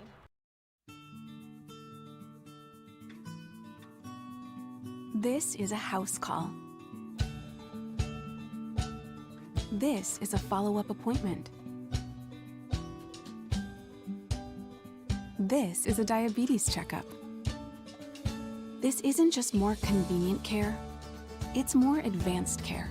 This is innovating healthcare at Louisiana's #1 hospital. auctioneer.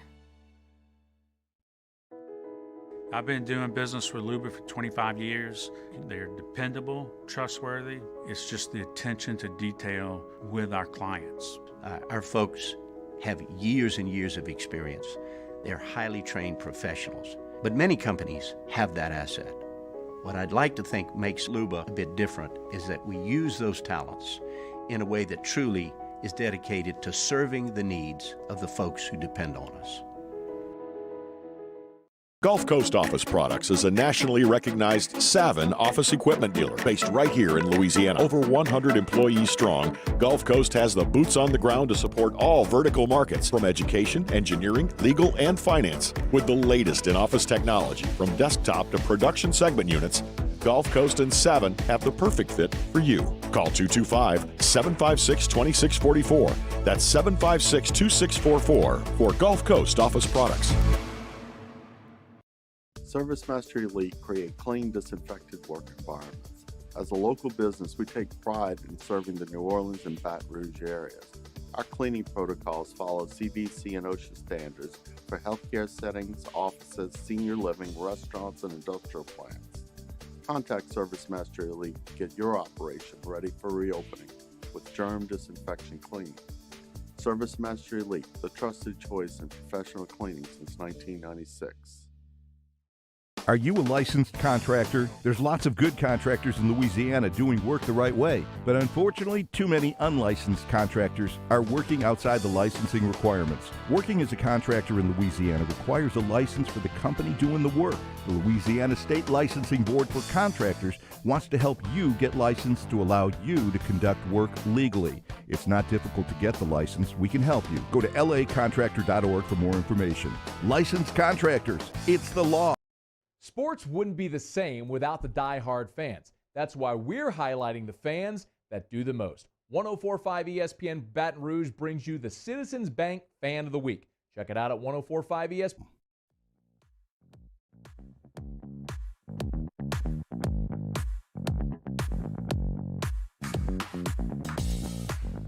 After further review with Matt Moscona, presented by Relief Windows. Windows, doors, siding. Call 288-8138 or visit reliefwindows.com. ESPN Baton Rouge, New Orleans, Alexandria. All right, down the stretch we come. Final segment here on a Monday edition of AFR presented by Relief Windows. Let's find out what we're betting on tonight. Otterlocks. We go to the man, Jimmy Ott. Game time with Jimmy Ott following us in Baton Rouge. Otter, how are you? Good, Matthew. How was your weekend? Doing fantastic. I hit on the Celtics plus 3.5 and the under on Saturday night. So Moscona, a.k.a. Biff Tannen from alternate 1985, continues his hot streak. All right. Well, great. Who you got tonight? No plays tonight. Come on. What's going on? If I have one, I'll tweet it. Okay. Hey, man, Otter, I'm not lying to you. I just have an angle. Can you send me a text? Can you send me a text before? I will. I don't trust me. I don't raise my nose up to winners. Okay. I embrace them. Hey, real quick. So I had a listener who's been all on this little streak I'm on. He tallied all of my picks from the month of January. 89%. Very good. It's excellent. Very good. I don't know anybody doing any better. I'm stealing. I don't know anybody doing any better. I mean, I ain't betting every night 10 times a night, but if I give you a winner, damn it, play it. I want them. Yes. All right, I'll give it to you. Yes. Please keep me in the loop. I will. Hey, where are you tonight? Superior Grill, man. Oh, the Highland Road? Yes. God, I love that spot. What a great spot in town, man. My goodness. Yes. We're out on the patio and get ready for Valentine's Day right around the corner. So we got the Valentine's Day menu. Lent's not too far away. Don't forget, just because it's the Lent season. Ash Wednesday and Friday, we'll have a lot of seafood options for you. They have an awesome whiskey selection. Yes. Awesome. I knew what you were going to say. You would not think it, but we went there on New Year's Eve, and I was drinking George T. Stagg. Most people may not know what that is. I was drinking George T. Stagg, 2019 George T. Stagg, at Superior on Highland on New Year's Eve. I'm telling you, they got super underrated because you wouldn't think that's a place, but they got a great whiskey selection as well. It's one of the things that Bobby and Phil wanted to do when they opened this place is kind of distinguish it a little bit from the Government Street location, and they've got a wide range of tequilas and mezcals, but also unbelievable stuff of a selection of rare wine and a great wine list as well. So that is a great spot, man. Hey, look, I took up almost all your time. We got 60 seconds, so hit me with some winners, man. All right, here's the thing. Drake, first time they don't cover. They did win, however, laying 18. They only won by 2 in overtime against Illinois State. That's so crazy. Illinois State is 5-11. Guess what? They play again tonight. Okay, and the line is going from 17.5 to 19. The betting public's back on Drake, looking for a bounce back. I like Illinois State. I just think, that was not a fluke that they won last night, including Drake's a big man. He's the 6'10" center. He went 10 for 10 from the field. They needed all of that to go in. And Loyola Chicago against Missouri State. I am looking for a bounce back in this massacre last night. Loyola beat them by 26. Remember, Missouri State had those battles with Drake last week. Loyola Chicago won by 26. They're laying 8.5. I'm going with Missouri State. So Missouri State and also Illinois State. And also, it'll be on Van Pelt tonight, the end of the LSU Texas Tech game, LSU +4. It's coming. All right, Otter, have a great show. We appreciate you. Musa, what did you learn? Kaba went to school in Germany. Paulie. Jacoby plays his best ball around 220. What'd you learn? Roe compared me to Tom Brady. AFR. As we get on down the road, remind you about GMFS Mortgage and GMFSmortgage.com, changing lives since 1999. That's our friends over at GMFS Mortgage and GMFSmortgage.com. So 2 things to tell you about. Number 1, the thing I've been telling you about, which, of course, is refi. They are refining everything and everyone right now. Okay, that's not a literal statement, but you know what I mean. I went from a 3.85 to a 2.65. Save $400 a month on my mortgage, shorten the life of my loan by 5 years. Y'all, skip 2 mortgage payments. GMFSmortgage.com. That's 1. 2.